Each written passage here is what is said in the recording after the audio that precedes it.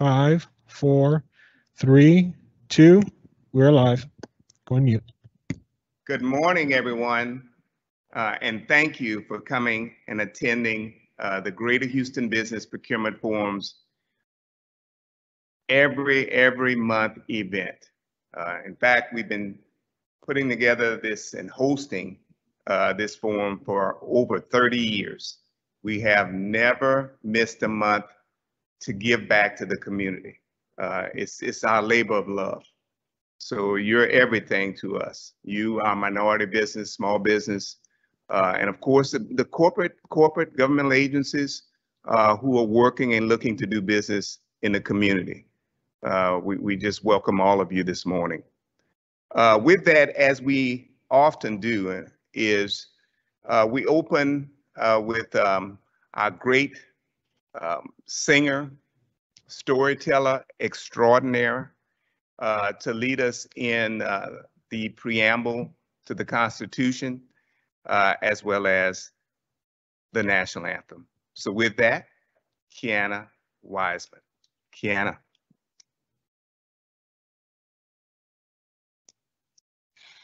We hold these truths to be self-evident, that all men are created equal, that they are endowed by their Creator with certain inalienable rights, that among these are life, liberty, and the pursuit of happiness.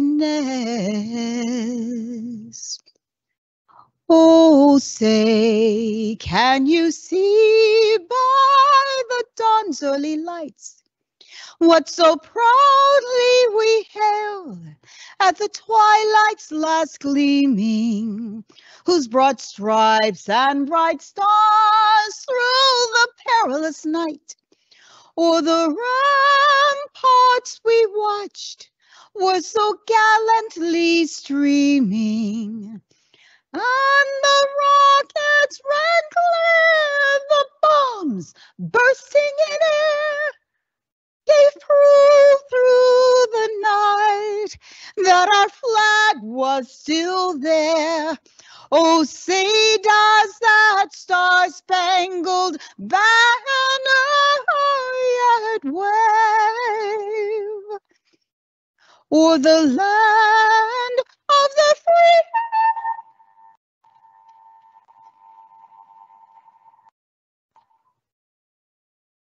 And the home of the brave.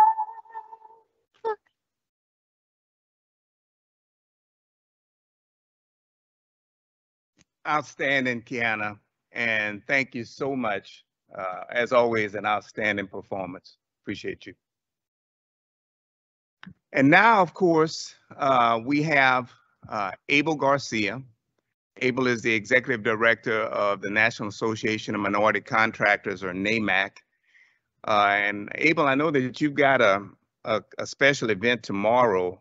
I guess it's the election of, you've got some of your board members coming up, as well as just a normal reception. So we're always excited about your events. They're always great networking and matchmaking. So with that, Abel Garcia, Executive Director, NAMAC.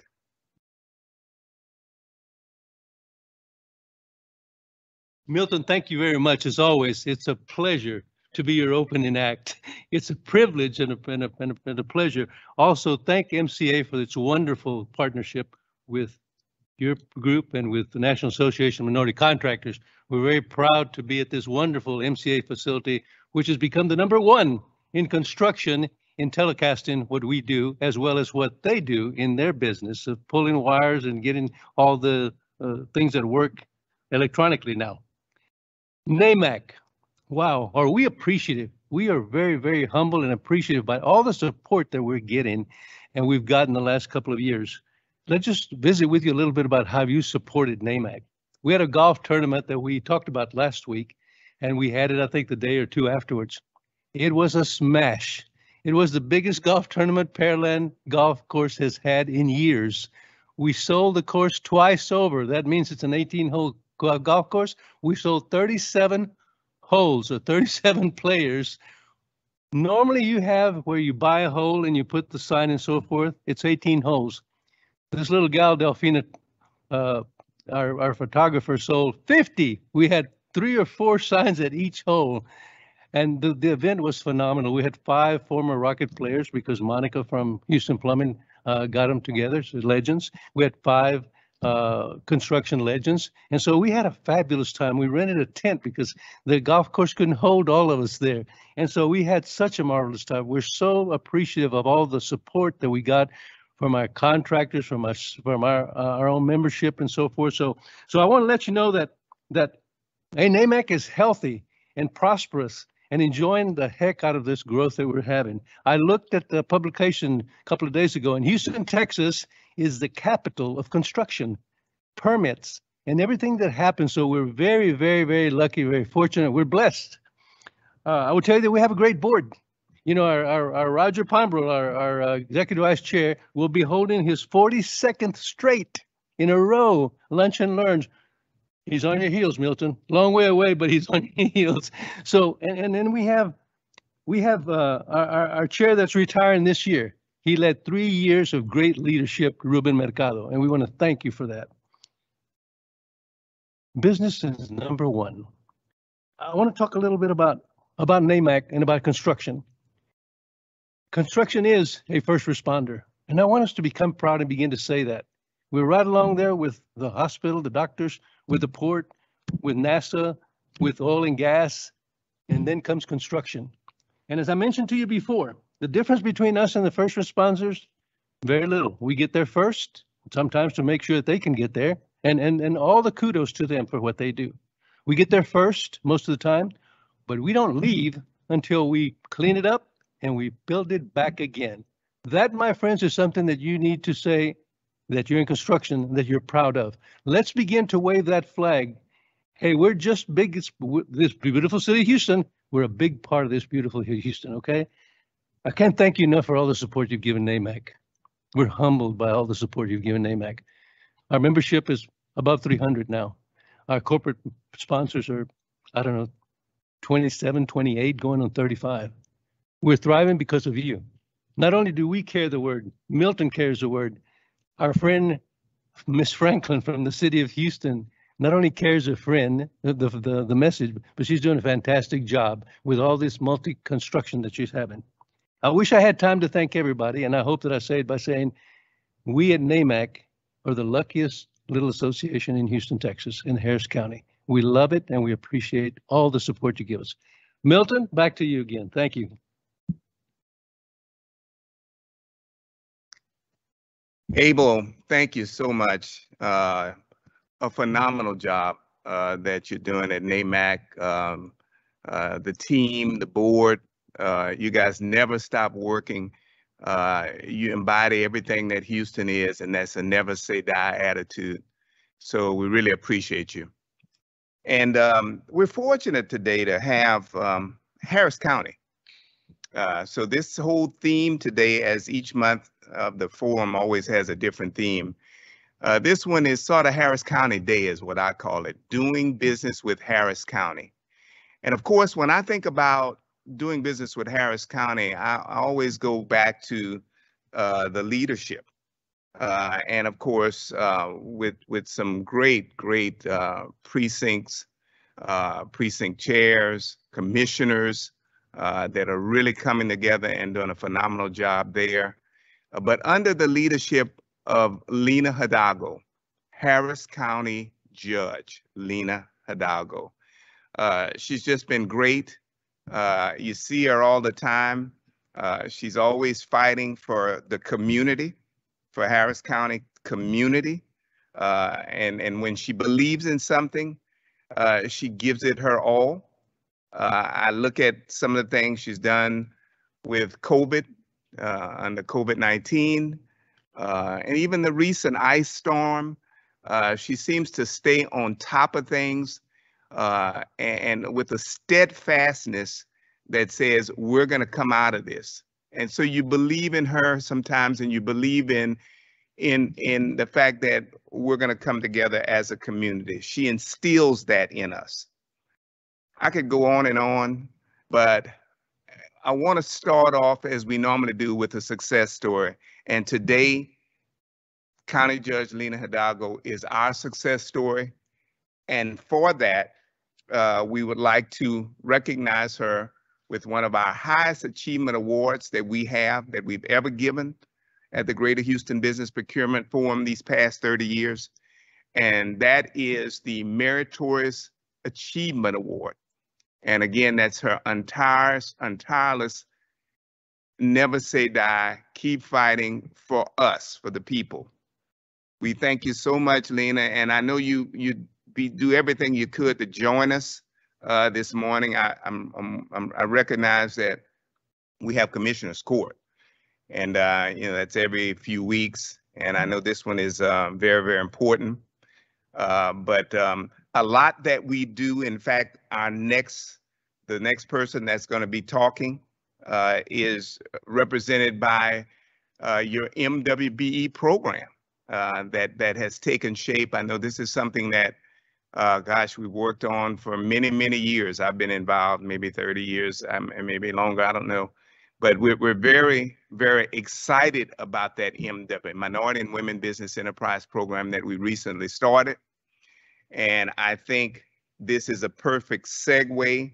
If you were here to Pamela Chan, to recognize Pamela Chan as the Executive Director of the new Department of Economic Equity and Opportunity. Pamela has already hit the ground running these past couple of months. She's visiting with all the chambers, with organizations. We've had a chance to chat. And I know her commitment to the community already, and we're here to support her. But more than that, we're fortunate to have her today. So with that, Pamela Chan, Department of Equity, Economic, and Opportunity. Pamela is the Executive Director. So with that, Pamela Chan. Thank you so much, Milton, and thank you so much to the Greater Houston Procurement Forum for hosting this event today. I'm thrilled to be here, both personally and also just to share with you all our new department. This is the Department of Economic Equity and Opportunity, is the newest department at Harris County. And I thought what I'd do today is to share a little bit about background of our department, how we came to be, why we're here, and then dive in a little bit more about how we'll be working with our colleagues, many of whom you'll see on today's event, to be able to really provide more inclusive opportunities in procurements and contracting with Harris County. So if I could we switch to the slides that I have? Is it presenting?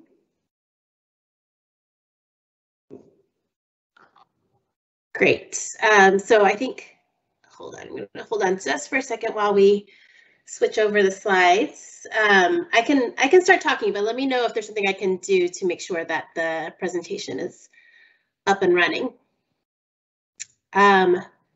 So this is the Department of Economic Equity and Opportunity. A little background is that we were actually started in 2019 through the Commissioner's Court. They approved the department, but wanted to be really thoughtful about how the department was launched.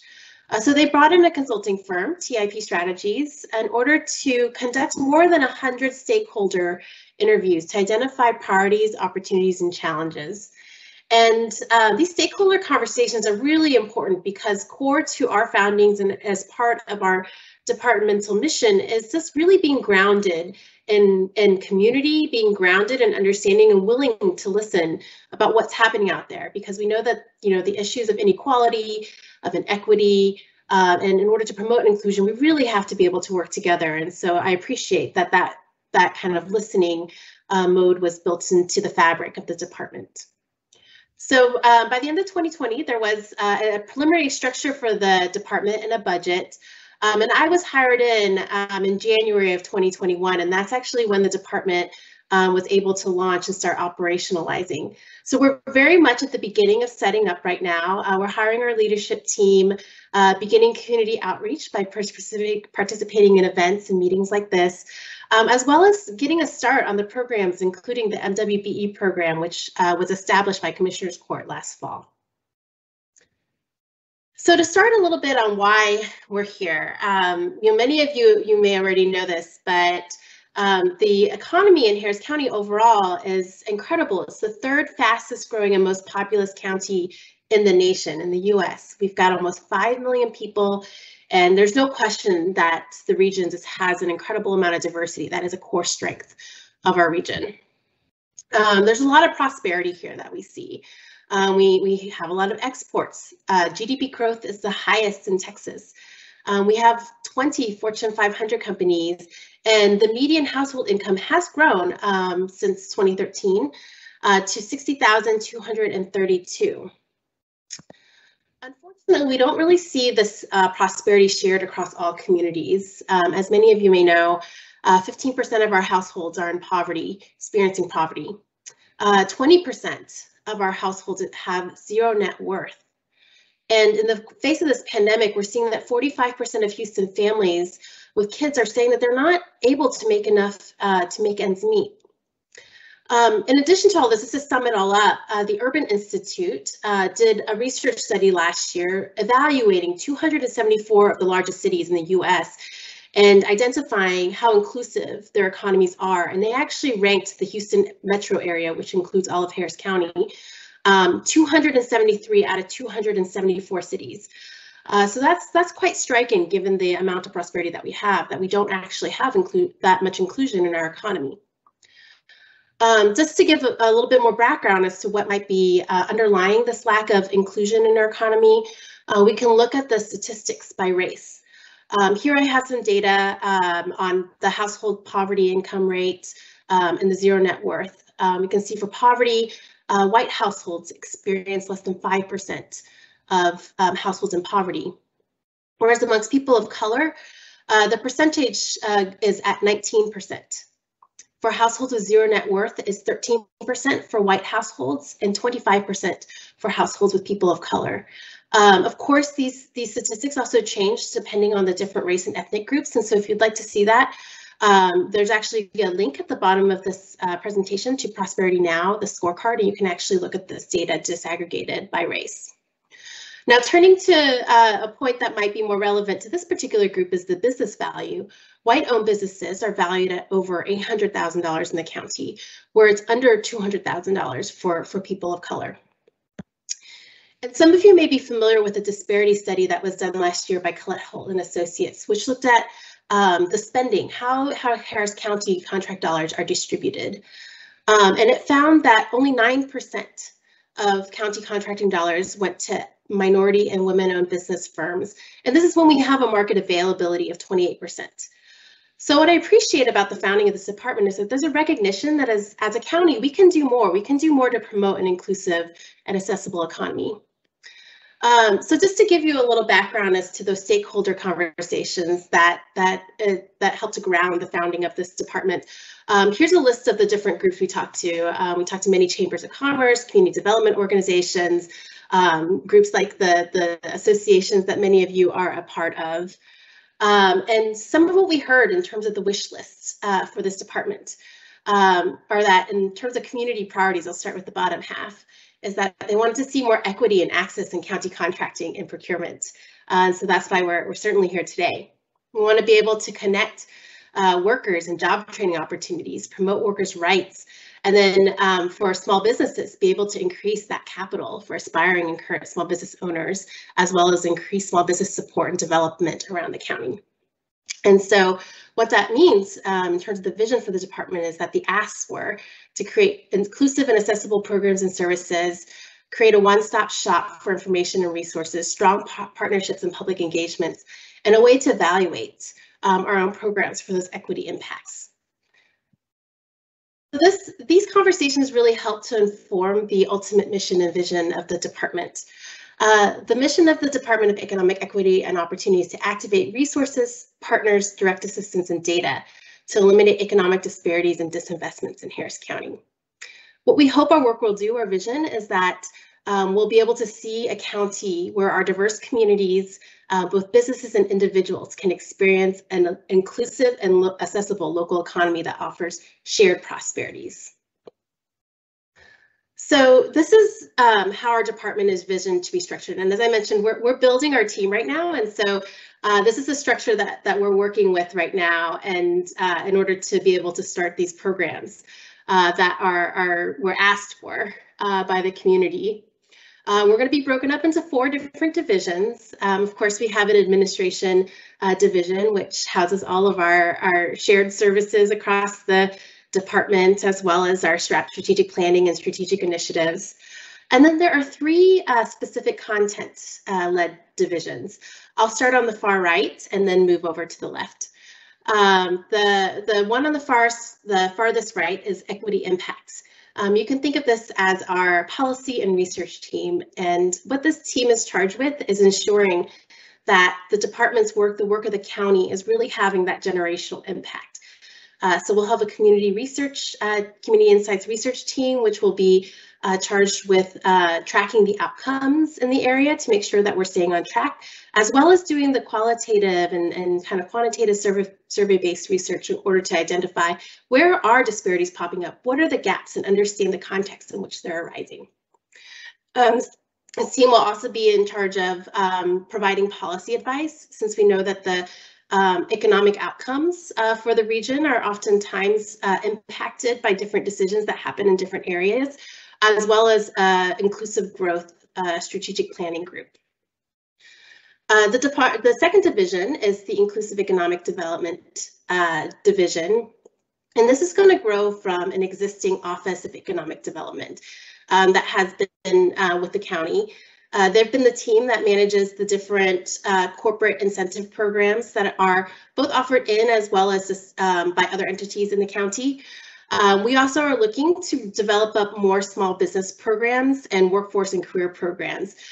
So as small businesses, you can certainly look to see how we might be supporting additional technical assistance, additional programs that might be helping businesses, particularly minority and women-owned businesses, grow, as well as connecting job seekers with the resources and training that might be necessary to help foster these businesses some more. And then finally, the final division is the Inclusive Procurements Division.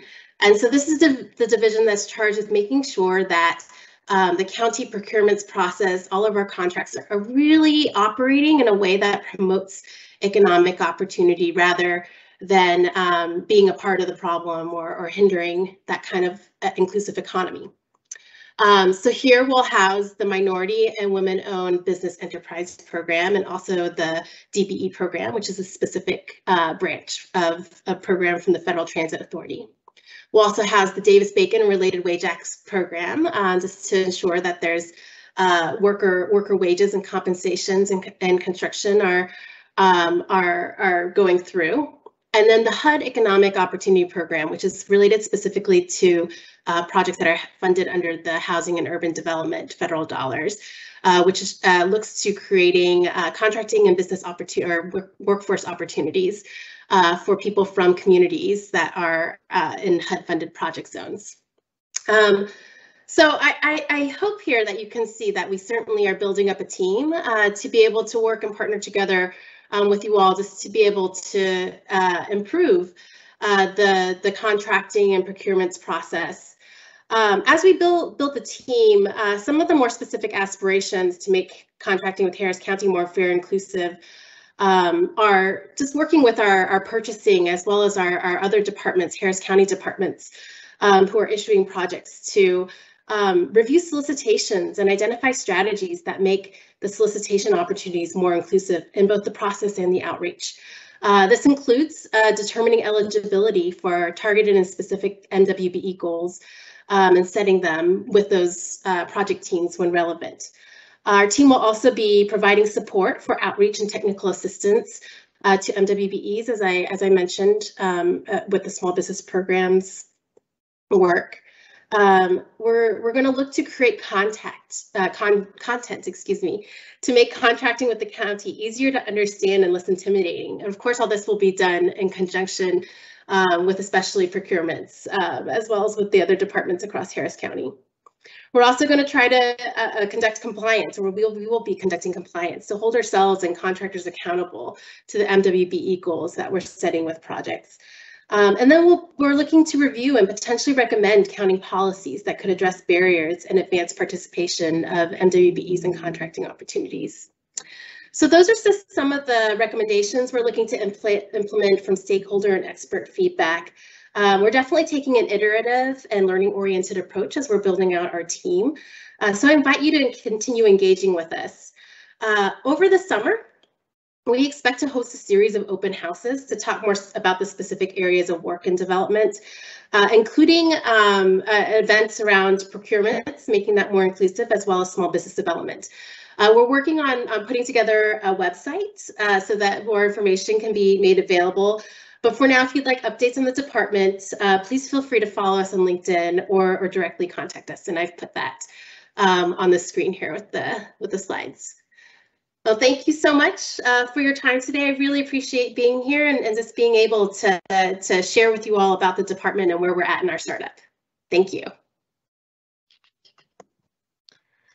And thank you. Outstanding presentation. This is a lot of work that I know you have, but know that we're here. The Greater Houston Business Procurement Forum stands with you in your efforts to identify opportunities throughout Harris County, and certainly to identify those capable MWBEs that have the capacity, the financial wherewithal, the track record to perform. So we'll work lockstep with you. Thank you so much. And we're excited about all your efforts. And, you know, I'd forgotten Harris County is, in terms of new growth, the third largest county in the United States, man, with so much opportunity. So thanks again, Pamela. Appreciate you. Yeah. And now we have Dwight Dubsloff. Dwight is the purchasing agent for Harris County. So in my mind, Dwight buys everything. I mean, he oversees the Harris County Hospital District, the Toll Road Authority, the flood control, Harris County flood control, as well as general purchasing. So Dwight's been in the position for a number of years and has always been with us. So we're really excited to have him. I mean, he is the purchasing agent for Harris County. So with that, Dwight Dubsloff. Morning, and thank you for the opportunity to speak today to all the participants. My name is Dwight Dubsloff. I'm the current Harris County purchasing agent, and it's great to have everyone that's participating for the simple fact that we're always looking for new competition. We're looking for new vendors to sign up, and the new opportunity for local vendors to actually get connected with Harris County.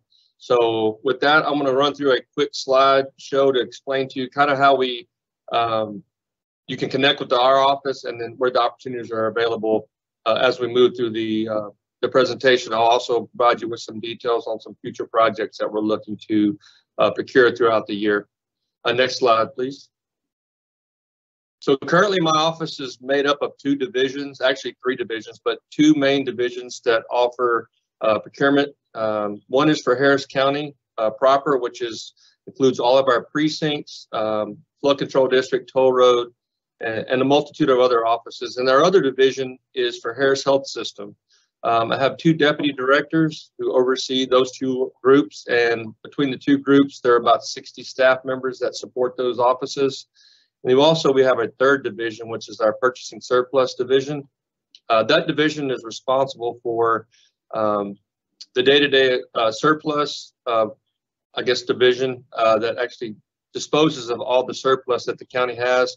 Also our auction services and fixed assets. Next slide, please. So as you can see here, there's a list of those departments that I mentioned briefly. Our office is responsible for Harris Health System, which incorporates Bentab Hospital, LBJ Hospital, and about 20 to 25 clinics. We're also responsible for the procurement for Harris Health Systems Community Health Choice, which is a spinoff of Harris Health that does more of the insurance side. All Harris County departments, flood control, toll road, of course, and then our juvenile probation departments. So as you can see, we're centralized with all requirements that for procurement. So anytime you need to offer your services to us, or if you're looking for a specific bid, it's a one-stop shop. So any department that you may speak with, they have to come through our office to actually procure their goods and services. If anyone is actually out there trying to procure services without our office, I'd be concerned, and make sure you reach out to us and we'll work with you guys directly on what opportunities that those departments are looking for. Next slide, please. So a lot of times the questions come up as where can you find our opportunities? Currently, we have the majority of our, actually all of our items are listed on our website, which is listed on the screen now. You can see it's purchasing.harriscountytx.gov. If you go to our website, our landing page, we have an opportunity to download all the bids, all the documentation that goes along with those bids, along with any construction drawings and so forth. So it's a one-stop for you guys to pull those documents. You don't have to go to another location to find those bids. We also post our bids in the Chronicle, which is still a requirement by statute. They're posted every Friday in the Chronicle, and also we still have an ability for those who actually still come by the office to pick up bids. However, with COVID, we've not had that opportunity as of late. But there's 3 different options, 2 currently and then 1 future, on how you will download your bids, and I'll go through that here shortly. But again, if you come to our website, we post those bids every Friday, and they're updated throughout the day on Friday, and they run for 3.5 to 4 weeks, depending on the project type. Next slide, please. So here's our landing page when you go to the website. As you can see, it's got some basic information on the front. Across the top is the tabs on what you can select, and you can drill down to get further information. And again, this will give you more options on information about our office, you know, the staff that works here, what our mission is, and our different statements as far as terms, conditions, and so forth. So there's a lot of information on here, along with the project recovery section, which is new to when we dealt with Hurricane Harvey. We list all of our bids out that we've completed for Hurricane Harvey, and any information on those bids can be found on our website on this links at the top. But for today's situation, I wanted to provide you with where to go to register, how to register, and then, of course, where to find the bids. So can we go to the next slide, please? When you click on at the top of the page there, the tabs will still be there. If you click on vendors, as you see at the red arrow at the top, and then on the left, you'll also have a multitude of items to pick from. And this is a lot of the information that's provided to us for the vendors to actually locate, you know, how to do business with us, B2G portal. There's a multitude of items there that you can go and review. But the one you want to click on to register would be how to register on the left. The arrow is also pointed to that. Once you click on that arrow to the left on the next screen, please. Next slide. There you go. So you'll have an option now. And I want to point out, currently, there's 3 options here. We're moving towards Bonfire, which is a brand new system portal platform that we're putting in now. It's going to be a one-stop shop, and we will actually be removing BuySpeed and CivCast. However, we're in the process of implementing that, and it should be rolled out by the end of April, 1st of May, hopefully full speed ahead by then, and then we can remove BuySpeed and CivCast. However, currently we're using BuySpeed and CivCast, which are the 2 at the bottom. These are the 2 platforms we use to deliver our bids online to vendors. If you click, well, let me clarify. BuySpeed is used for the majority of our work as non-construction, whether it be service contracts, goods. They're all listed under the BuySpeed system. The CivCast system is currently being used to post all of our construction projects other than professional services. And the reason being is that the CivCast is created more so for construction, and you're able to submit your bids electronically through the system. With that being said, Bonfire is going to incorporate both of those, we're going to be able to post our bids for goods, services, and construction on Bonfire. We'll be able to allow the vendors to download all of their bid documents, drawings, etc. for construction. You'll also be able to submit your bids back through Bonfire electronically. And then you'll also be able to get notifications of award recommendations and so forth. And even when we're doing requests for proposals, now we accept those hard copy. That will all be done through Bonfire electronically. So there will be no more hard copy deliveries to our office unless you so choose, which we have to allow that.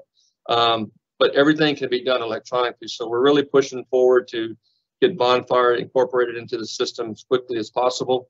And so with that being said, if you're looking for procurements today, I would encourage you to sign up on all three, which I know is a little extra work, but if you'd sign up on all three, and I'll go through each one of them individually, it'll give you the ability to locate what's on each system. With disclosure, Bonfire only has two products out there now. There are projects out there that are being bid, so and they're technology driven. So if you're not looking for technology, we're just trying to make sure the system works accurately before we go full-fledged. Next screen, please. So in BuySpeed, here's a screenshot of BuySpeed on the left. When you go to this screen, you'll click on registration. Of course, it'll take you through the process of entering in your company information, the commodity codes that you offer to us. And the importance of the commodity codes is to ensure that we notify you of any bids that are available that meet your requirements. So if you're offering construction and you put those commodity codes in, the system should notify you of an email on Friday morning once that bid's uploaded that there's a bid available for construction you may want to go view, and so forth on many other commodities as well. You can enter in as many commodities as you'd like during registration, and that allows us to notify you of those bids. It also requires you to, once you register, to sign into our system to download the bid. And the reason being is if you download a bid and then we have a change to that bid, if you don't register and open that bid and register and sign in, it will not notify you of those changes to the bid documents. So you want to make sure that you sign in to the system once you register to make sure that you get notifications of all changes to bid specs and drawings. On the right is the SIFCAS system. It's very similar to the BuySpeed system. You just sign in. Once you go to the sign-in section, you'll register your system and do the same for that. And so I'll show you the print screens of those as well as we move to the next slide, please. And here's the portal that's going to be starting for Bonfire. As you'll see, I pointed there to where to register as well on this one. And then also you'll have another option below it, looking to submit a response. You'll have to sign in as a respondent.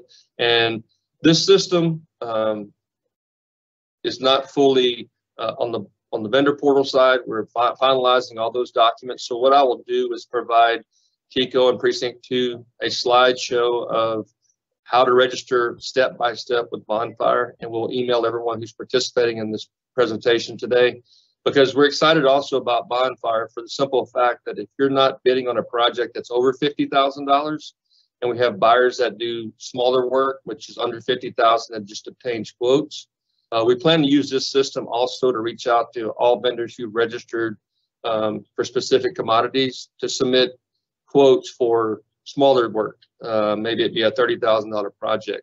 Currently, we reach out manually with phone calls, but as each one of you know, a lot of times buyers will get lazy or get into a habit of calling the same 4 or 5 vendors.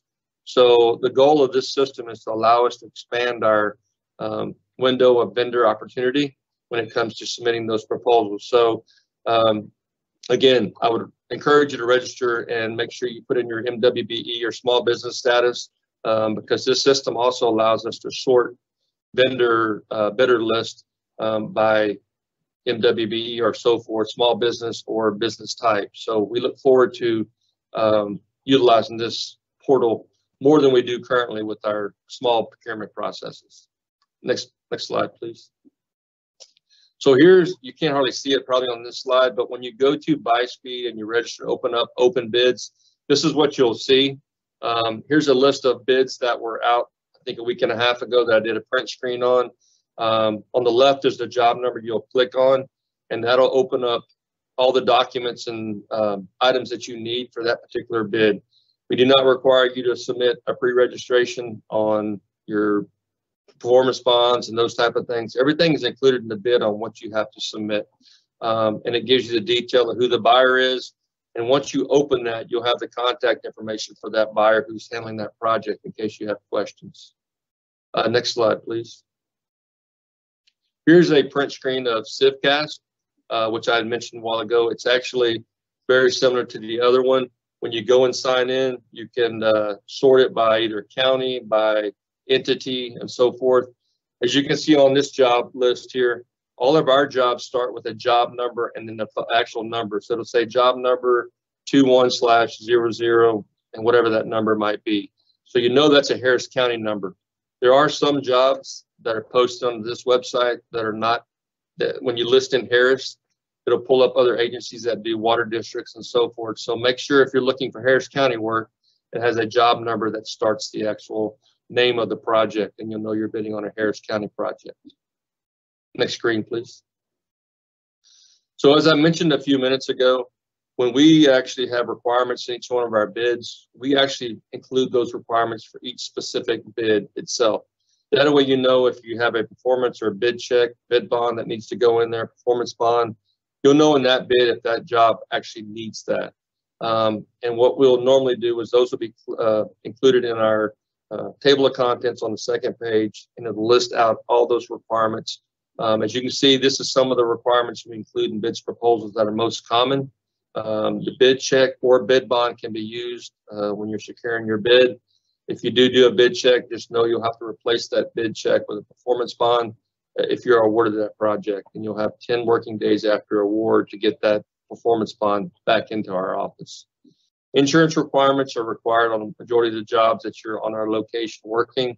Not all require workers' comp. Some require just general liability, and that'll be spelled out in the actual bid documents themselves as well. David Bacon and prevailing wages are used in the county for construction work. So just be aware that any construction related work, you'll have to follow those prevailing wages, and those will also be detailed in the bid documents. We also check the SAMS.gov website to make sure there's no violations or anything that clears your company. So just make sure that you're under that system and you're registered under the SAMS.gov, and there's no issues as far as your company that would prevent us from awarding a project to you. Next screen. And also, all vendors must be registered with the Texas Secretary of State to conduct business. We do check that website. So if you're not registered, I would encourage you to do that. I don't think there's any cost if it's very minimal, but you must be registered with the Texas Secretary of State before a job can be awarded to your company. If there's any licenses or any certifications that we require, those will also be detailed and be required to be submitted within your bid package.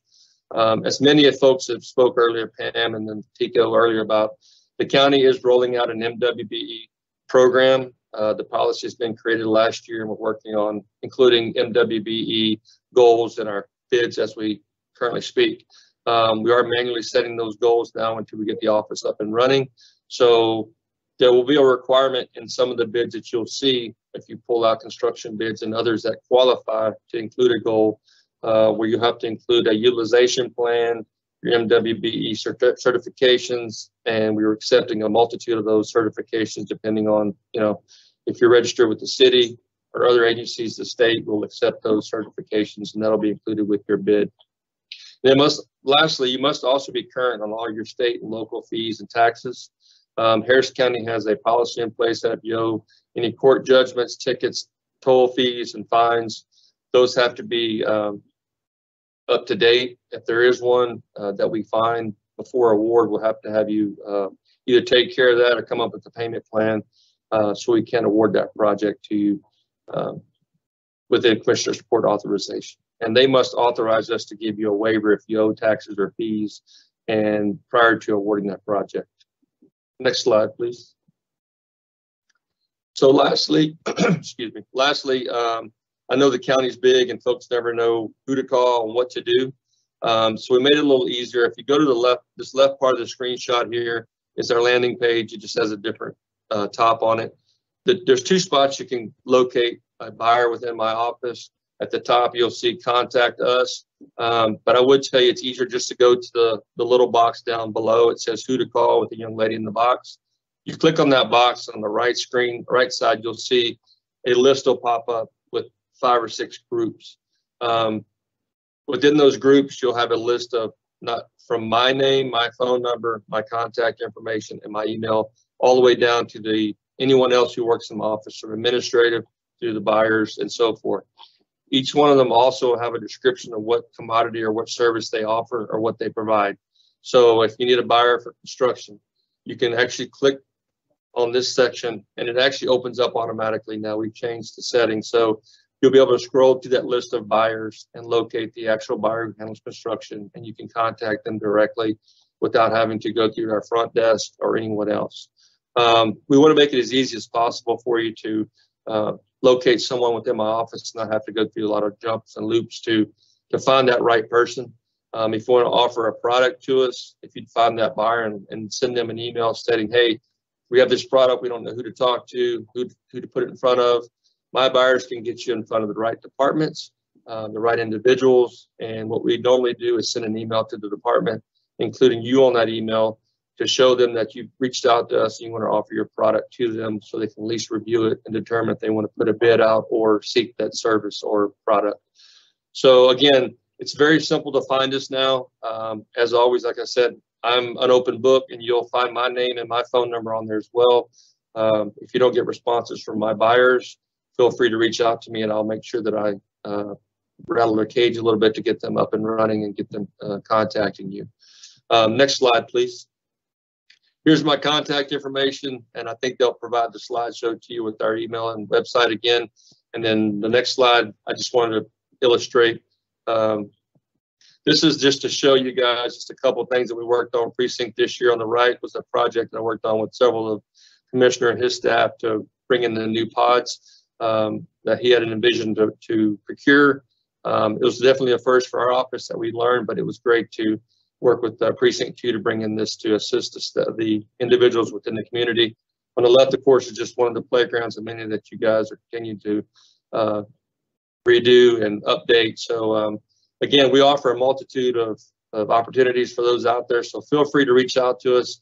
I'll share the slides. I'll also be sharing a list of future procurements that we know we're going to do this year, roughly 300 or so that we located. And so we'll share that list as well, so you kind of know what quarter they'll be hosting, and then any opportunities down the road, we'll continue to post those on our website. That's all I have, and I'll be glad to answer any questions at the end or whenever you'd like. Thank you. You, Dwight, just an outstanding job. So much information. I mean, your passion comes out. I don't think you left anything on the table. I really appreciate this, man. I really do. And we certainly will be in touch with you. We're going to be, as we do, encouraging folks to bid these opportunities. That's the key. We've got to have people bidding these Harris County opportunities. So with that, we have LaToya Ricketts. And of course, LaToya is the Deputy Assistant Director, Harris County Community Services Department, Housing Development and Special Initiatives. And I know that LaToya, in terms of initiatives and upcoming opportunities, has quite a bit multifamily developments. So again, we're very excited to from the housing sector of Harris County. LaToya Ricketts. Thank you, Milton, for the opportunity to present to the Greater Houston Business Procurement Forum today. I'm not sure if the PowerPoint presentation is ready. It's queued up. If not, I can present it on my end. So good morning. As Milton stated, I'm LaToya Ricketts. I'm the Deputy Assistant Director of Housing Development and Special Initiative with Harris County Community Services Department. And today I will present to you information on our multifamily affordable housing program for Harris County. Let me go ahead and pull up my presentation. Can you all see my screen? Yes. Okay, great.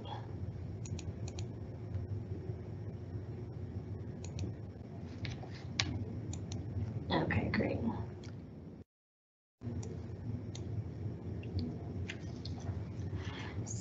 So the mission of, our community services department is very simple. It is really to utilize local, state, and federal funding to help with the creation and execution of local and regional programs to provide that social services that is needed across the county, that affordability and resilient housing for including disaster recovery and transportation, which you'll hear about later in this evening or this morning, to meet the need of low-income, elderly, homeless, and the disabled population within Harris County. As you can also notice, our vision is very clear when it comes to what the county represents and what it's looking to do with our regional partners to become the premier, valuable and vulnerable to service the vulnerable population. Not sure if you can see the whole presentation. Let me just ensure that this is presenting correctly. It doesn't look well on my end. Okay, there we go.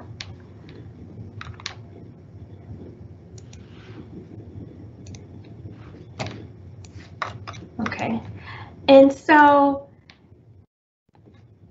our department, Harris County Community Services, we, operate out of an array of different locations. We provide an array of different services, from housing infrastructure to transit, which you will hear about today.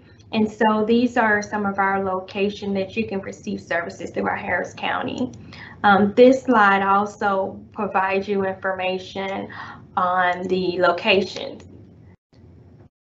So as you can see, we're very well dispersed throughout the county, and you will be able to find services all throughout our community.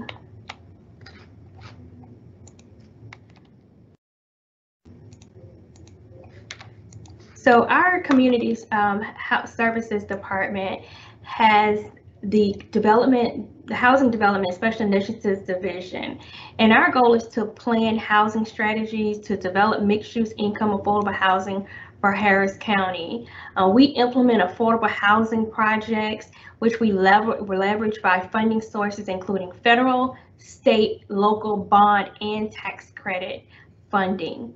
We also lead the management of Local Finance and Development Corporation, our Harris County Housing Finance Corporation, to support community development projects, as well as, capitalize on economic opportunity and affordable housing.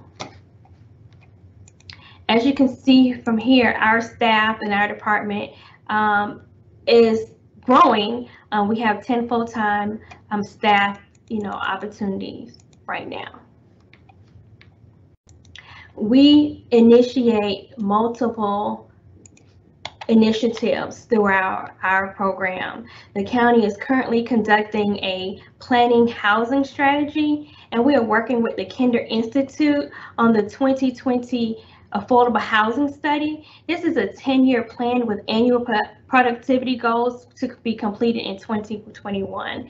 This study is led by CSD and our Housing Policy Advisory Committee, which we call HPAC, along with our consulting team. This study is at a cost of $20 million. If you have not done so, please visit the My Home is Here website and take the housing study. Our division also developed mixed income housing, which consists of multi-funding sources.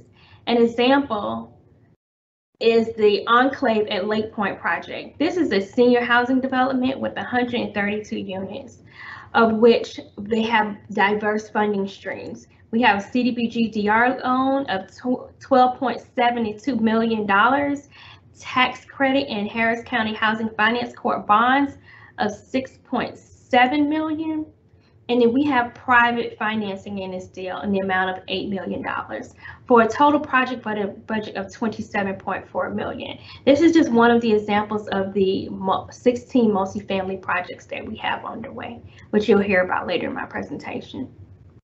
As previously mentioned, our Harris County community leads our Housing Finance Corp. This Housing Finance Corporation was established in 1980 and is a combination of working with the county to provide funding resources for our housing initiatives. The corporation has a $6 million fund balance and has financed over $173 million in bonds to date, and has supported $51 million in TDHC mortgage bonds for single family housing. So you can see we're doing a lot to support our community as far as finding funding for housing.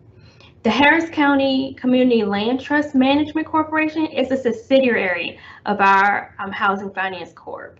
The county commissioners approved this plan in 2020 for the development of the Harris County Community Land Trust. So it is very new, and you hear about it a little bit later in my presentation as well. The CLT's business and operation approved by the Finance Corp articulate a goal to construct or acquire 560 permanently affordable housing coming into the trust over the next 7 years, when this plan through 2027, with staffing plans to increase. So we will be looking to staff this initiative to support the trust and to manage operations. And affordable rental housing is also planned for the trust with a goal of 156 units.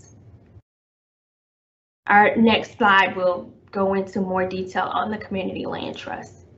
As you can see, we also administer the Harris County Community Development Fund, our CDE, in which the county is seeking $80 to $100 million through New Markets Tax Credit application for development of projects for community development, health, neighborhood services, commercial improvements. An example of the CDE is our Recenter project. This is a homeless housing recovery program. It's a 501c3 organization, and they have an array of funding embedded in this project as well. Our funding source includes CDBG, home, DR funding with a total of $3.2 million. We also have partnership with the City of Houston on this project, which they have put in $4 million, and the New Markets Tax Credit for $4.3 million. This total project funding is $22.6 million for our Recenter project. So as you can see, Harris County is partnering with other agencies, seeking as many state, local, and federal dollars as we can to support community for housing. Another initiative we have is the Harris County Redevelopment Organization, our TERS 24. This is a local government corporation. It's led by Harris County TERS Board, as well as it supports the county's redevelopment opportunity. So the TERS 24 incremental funding has about a $13 million fund balance. The TERS funds can be used for acquisition and capital improvement. So as Dwight mentioned earlier, contractors seeking to do business with the county for all county projects must register with the County Procurement Office for opportunity. Next, I'll speak to you about our CLT program. We are so very excited about our newly established Harris County Community Land Trust. Other entities such as the City of Houston and others, cities such as Austin, have developed a community land trust, and we're really excited that on May 14, 2019, our commissioner approved and established under Chapter 373B our new community land trust. And they've also allocated $1 million equally among all the precincts, all the 4 precincts, for acquisition, for land, and for lots for this trust. We're committed to long-term stewardship of this program for homes in our portfolio and to the homeowners that we will be putting into these homes. You know, we have a partnership with our homeowners, public and private funders, subsidiary partners, and lenders.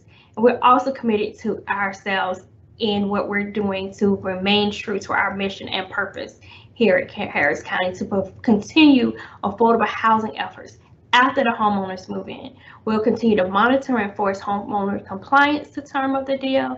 We'll provide and arrange additional support to homeowners to remain successful in their property and to achieve their personal goals. We'll preserve and leverage the benefit of subsidizing resources that will secure the initial affordability of these homes. We will preserve and the quality and conditions of the affordability prices in our portfolios as community assets. So ensuring each home is well kept, maintained, regardless of what happens to the homeowners. We'll also manage the resale of these homes in the event the homeowners move, either voluntary or involuntary. All homes that are in the trust will stay in the trust for its perpetuity. So if a homeowner moves out, we're putting another homeowner that will meet that affordability criteria. So any individuals who are 80% the medium income family size could receive affordable housing in Harris County. More information on purchasing or developing homes in our CLT are forthcoming. Please be sure to visit our Harris County website for more information on this. In addition to our special initiatives, Harris County also focuses on housing affordable rental program. Our goal is to, the purpose is to provide funding for acquisition, redevelopment, reconstruction, or new construction of multifamily housing projects. We also provide case management services for displaced renters. Our funding allocation for our affordable housing project is $220 million, partly funded through the U.S. Department of Housing and Urban Development, HUD, by way of the Texas General Land Office, our Texas GLO. Currently, our projects fall under the Community Development Block Grants Disaster Recovery through our Hurricane Harvey 2017 and our 2016 programs. As you can see from this slide, we currently have about 16 projects underway, 10 in our round 1 funding and 6 projects in our round 2 funding. The major focus of our round 2 RFA was to provide or receive affordable housing for countywide homeless and permanent supportive housing. The majority of our round 2 projects are for supportive housing, whether for homeless or actually for our youth as well, aging out of foster care. This slide shows you the diversity of where our projects are located. So all projects are scattered across the county are in precincts 1 has 10 projects, precinct 2 has 3 projects, and precinct 3 has 2 projects. Precinct 4 has 1 project as displayed on this map. Here is a listing of our current projects, our current round 1 projects. As you saw from our previous slide, they are scattered all across the county.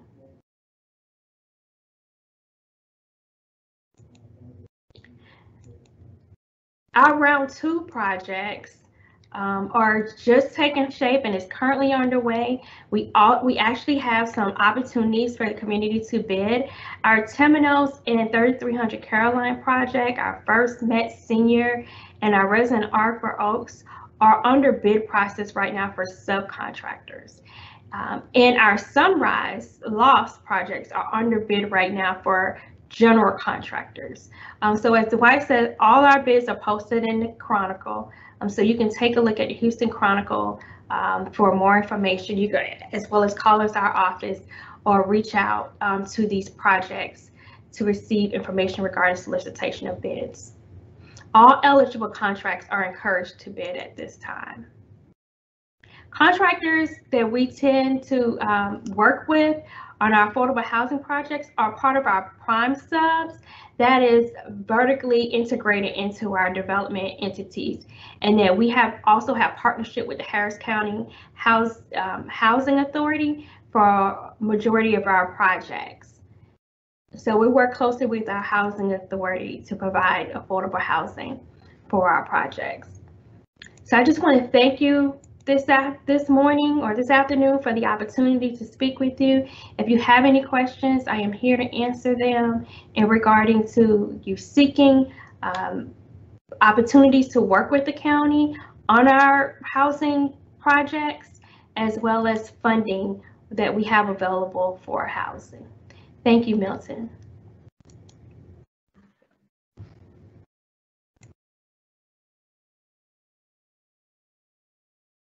When it comes to housing, single, multifamily, and all the initiatives. This is great, and it's great for our contractors. And I know that we have a number of them that are going to be very, very interested in this work, in these opportunities. So thank you so much for all the information. With that, we now have Angela Murray. And of course, Angela is the Senior Director, Administration, Harris County Public Infrastructure and Engineering. And of course, I mean, you hear infrastructure all the time. You know, our roads, our bridges, our tunnels, certainly our underground utilities, our concrete and sidewalks. It's our foundation. So as I look at Angela,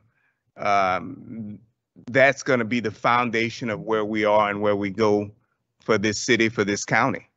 So Angela, you have some big shoes, and I know you can handle it. So we're excited to hear from you. With that, Angela Murray,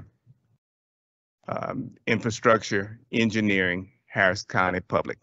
Thank you. Thank you, Milton, and thank you all for giving me the opportunity to share with you a little bit about what our department does. And I gotta say, I'm gonna go back to what Abel stated a little earlier.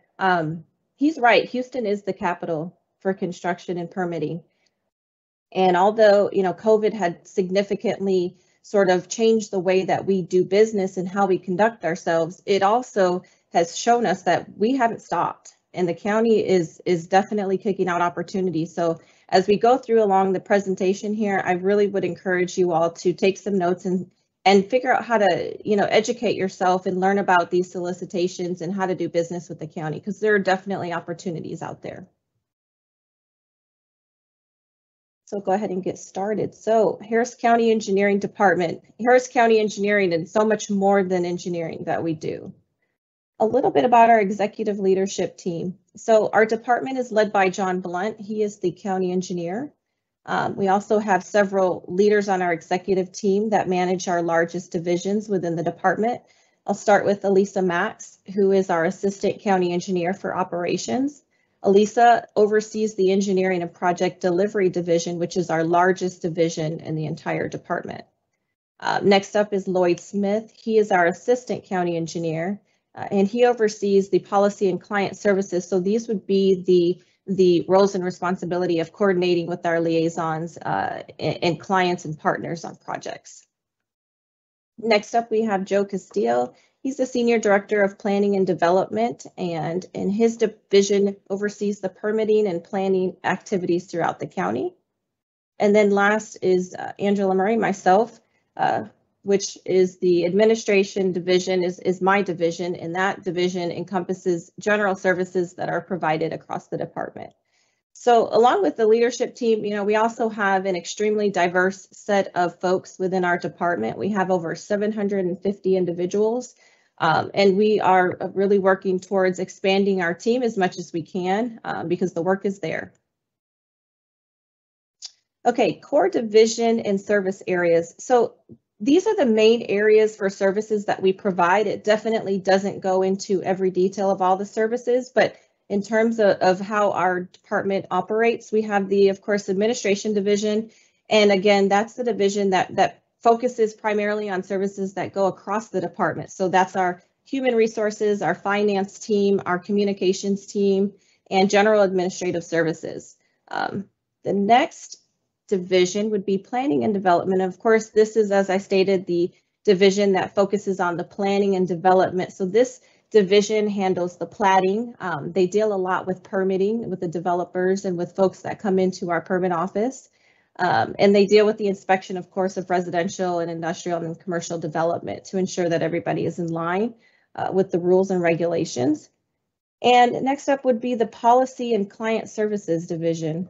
So that division is, like I said, focused on oversight of client relations. So as we move on through the slide here, you'll see that we have a lot of partners and clients that we work with. And that division focuses mainly on sort of bridging the gap in communications to keep those projects on schedule and to keep our clients happy. And then last but certainly not least would be the engineering and project delivery division. And again, this is our largest division. It encompasses not only the project delivery aspects, which are the study, the design, the construction, and the technical project support for all of the projects that go out, including the disaster recovery projects. But this division also houses the facilities and property maintenance group. And that's a pretty large group that's responsible for the maintenance of over 140 facilities across the county. So their work is very important as well.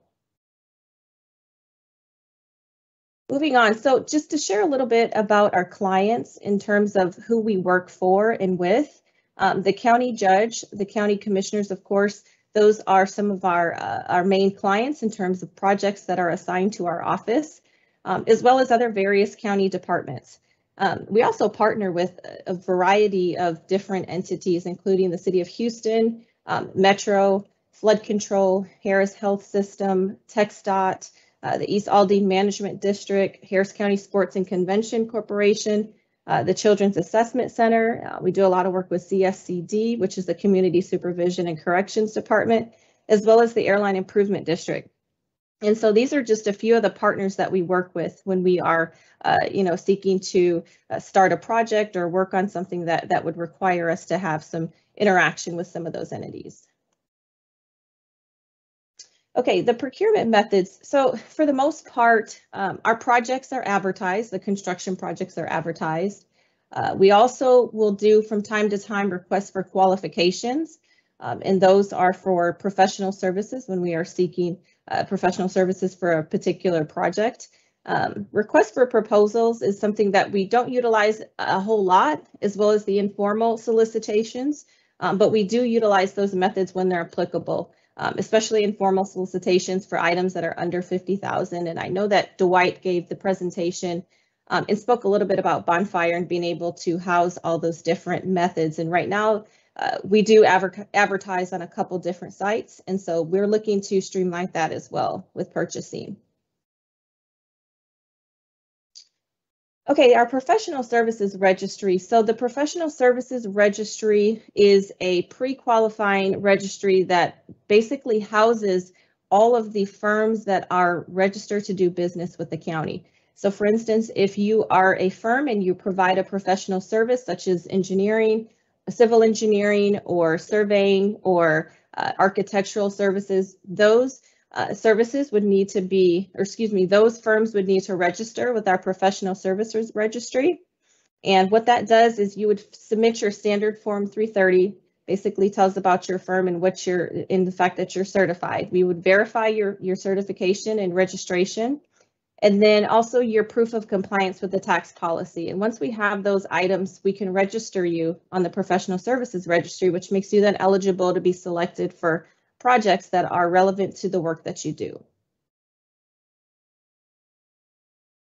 Okay, current opportunities. Okay, so how do I know what opportunities are out there? So Dwight and a couple others have, spoken heavily about how to search for opportunities. And so I won't spend a great deal of time on this, but of course, this is the main website for purchasing to visit and find out what jobs are actually advertising. And as Dwight said, that they are moving away from BuySpeed and CivCast, and currently CivCast is the majority of our projects that are advertised on that platform for several different reasons. But we're told that Bonfire is going to be a great system to migrate to, so we're very excited about that transition and continuing to work with Dwight's office on that. Let's see here. So I took a screenshot of some of the some of the projects that are advertising. And, as you can see, these projects range anywhere. Sometimes they're smaller maintenance projects and sometimes they're larger. So as I look through what we have currently advertising, we have approximately a dozen projects or so, a little more. And they're ranging from anywhere $60,000 to about $7.5 million. So folks, there's opportunities out there. You know, the county is really hitting the ground running, trying to get projects out the door. And I want to encourage you all to stay current on these solicitations and to make sure that you register with these sites. And like Dwight said, it might be a little cumbersome to register on all 3 sites, but I really would highly encourage that so that you all can see what's out there. The engineering department actually releases projects on a weekly basis for advertising. So we're constantly getting projects out on the street. As soon as they're getting out, project bids are coming in, we're getting projects awarded. So the cycle is continuing for us, and we're working through all of the challenges that COVID has presented us, but we are still productive as ever, and we are moving along. With that, takes me to the end of my presentation here, which is, just as always, feel free to reach out to our offices at any time if you have questions on how to do business or how to get established. We have a very open door policy in terms of helping folks find the information that they need. I would encourage you to visit our website, which is currently going to be redone here soon, to make it a little bit more user-friendly and sort of more engaging for the public. And then also I would encourage you to visit social media that we are currently sort of ramping up on to get the word out about what we do and how to do business with the county. With that being said, I'd like to thank you all for the opportunity to present. And with that, I will turn it back over to Milton. Thank you. Outstanding. Outstanding, Angela. I really appreciate it. And certainly does the attendees. It's just a lot of information. And, I echo your sentiments that we've got to get people registered. There are so many opportunities with Harris County.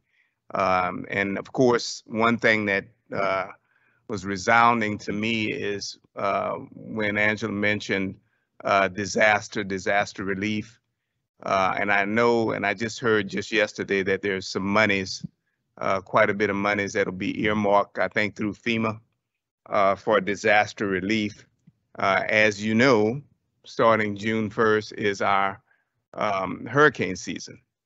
Our next forum on June 22nd will feature emergency preparedness, planning and preparing for a disaster. So very timely, Angela. And thank you again so much, and we'll get people registered for sure. With that, we have Adrian Collins. And I think Angela just mentioned a little bit about the NRG complex and, of course, Harris County Sports and Convention Corporation. I've had the pleasure of working with Adrian for several years now.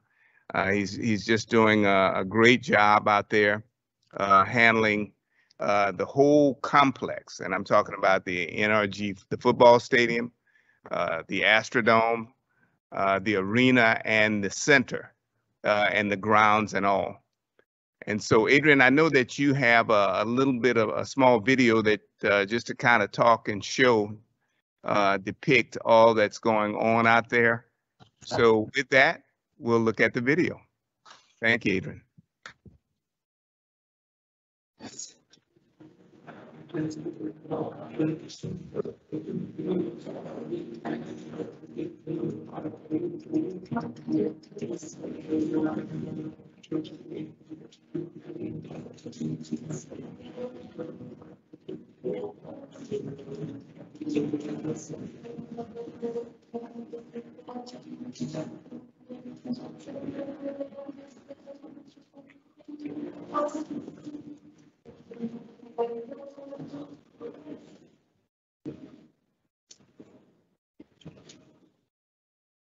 Thank you, Milton.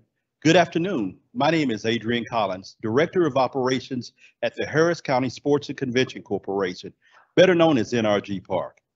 NRG Park is a 350-acre property with 26,000 parking spaces and 4 sports and entertainment facilities. The first of those facilities is NRG Stadium, home of the Houston Texans and the Houston Livestock Show and Rodeo. It has 72,000 seats, 197 suites, and 125,000 square feet of sessions and exhibit space. Next is NRG Center, home of the Houston Livestock Show and Rodeo, and OTC, the Houston Ballet and Nutcracker Market, and Gas Tech.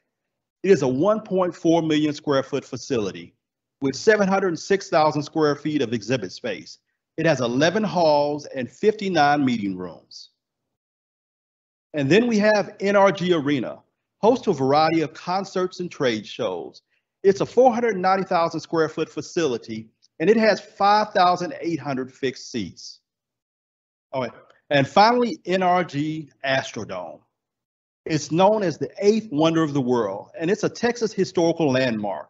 It is over 1 million square feet. There is no other sports and entertainment complex like NRG in the world. NRG Park hosts over 550 events annually.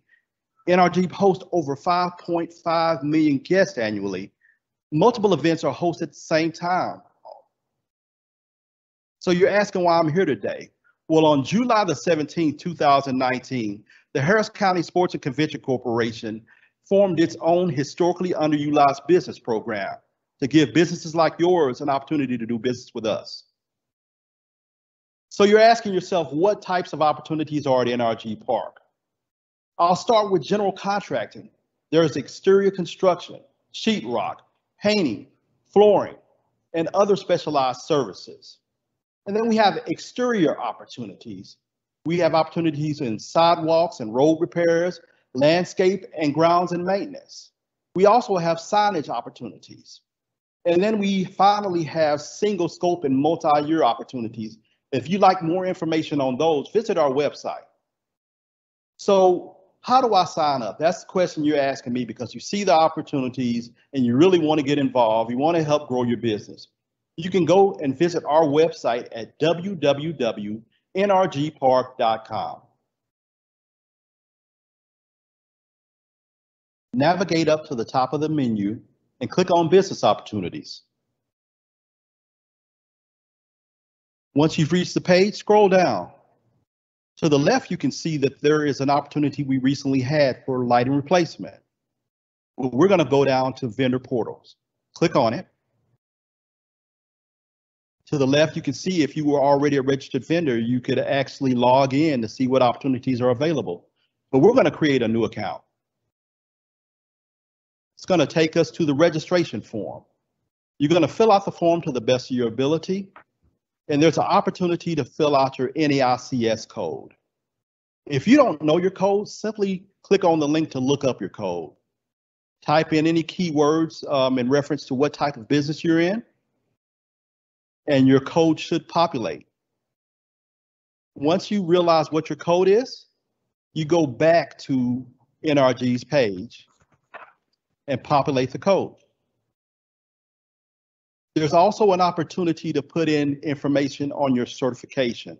So you can simply click on the certification area, choose what type of certification you have, and upload any documentation.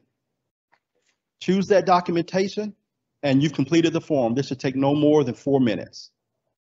You'll receive a confirmation email from us. Please respond to that. Once you finish that, you're already registered. Now you can log into our website and find out what opportunities are available to you. I'd like to thank you for the opportunity to present to you today. And if you have any questions outside of what we're going to talk about today, please don't hesitate to reach out to me, Adrian Collins, at the contact information on the screen. Also, if you have more technical questions, you can reach out to Clay Burden, who is the Director of Projects at NRG Park. Thanks again, and I look forward to answering any questions you have.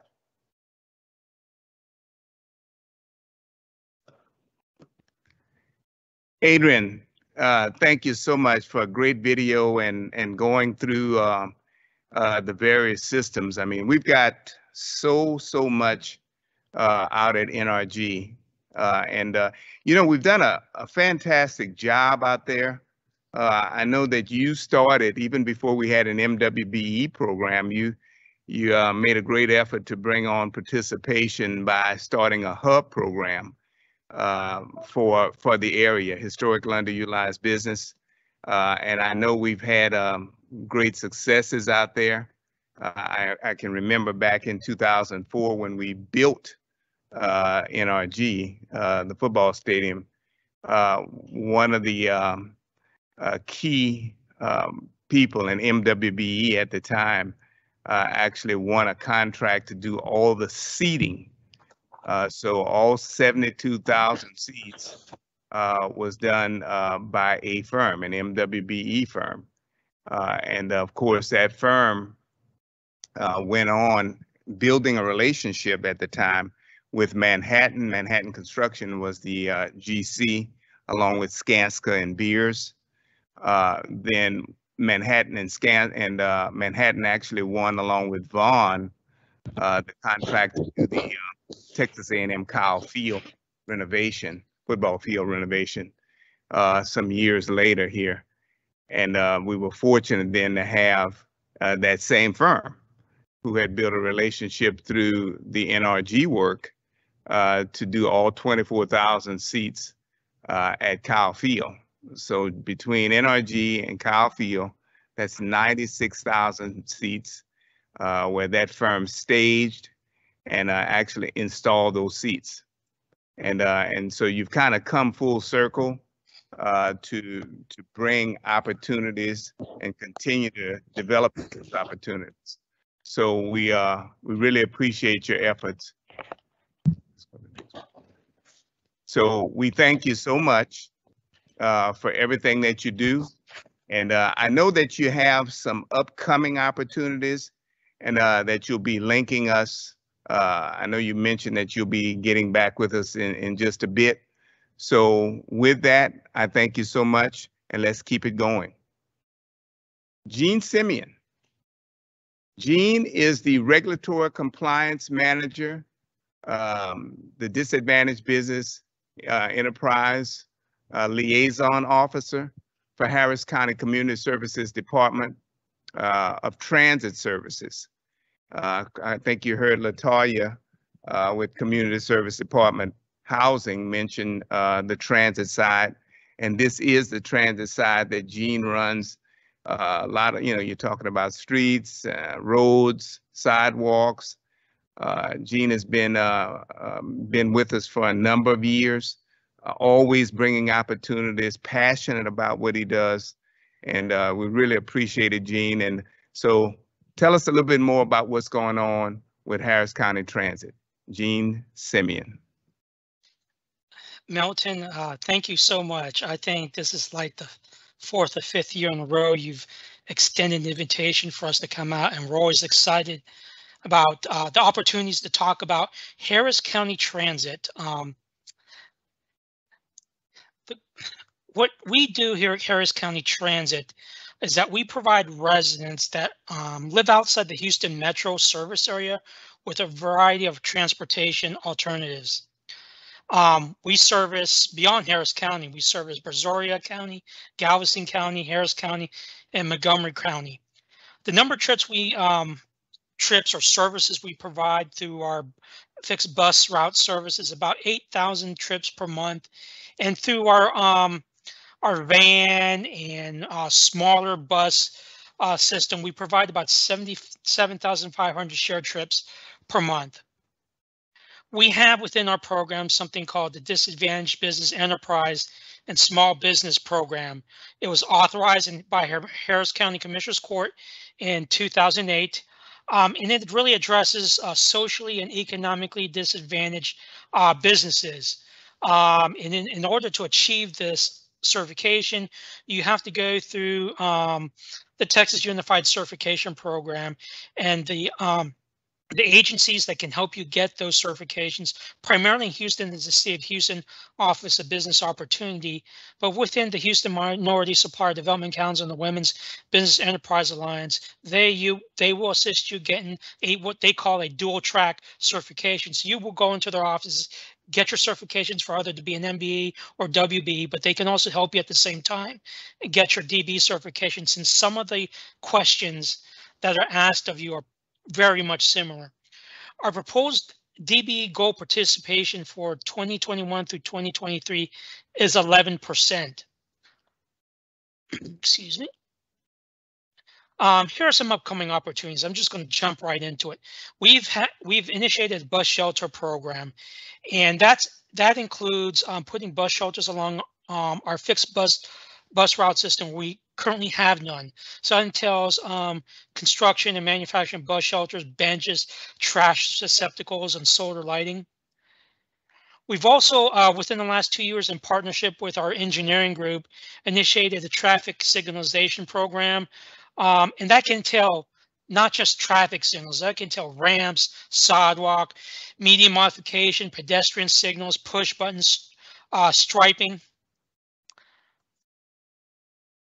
And this is something I reported on last year, and we weren't able, because of the pandemic, to get this project off the ground, but we are attempting to launch a regional park and ride lot in the Baytown area. That's going to entail asphalt paving, landscaping, median modification, solar lighting, and striping.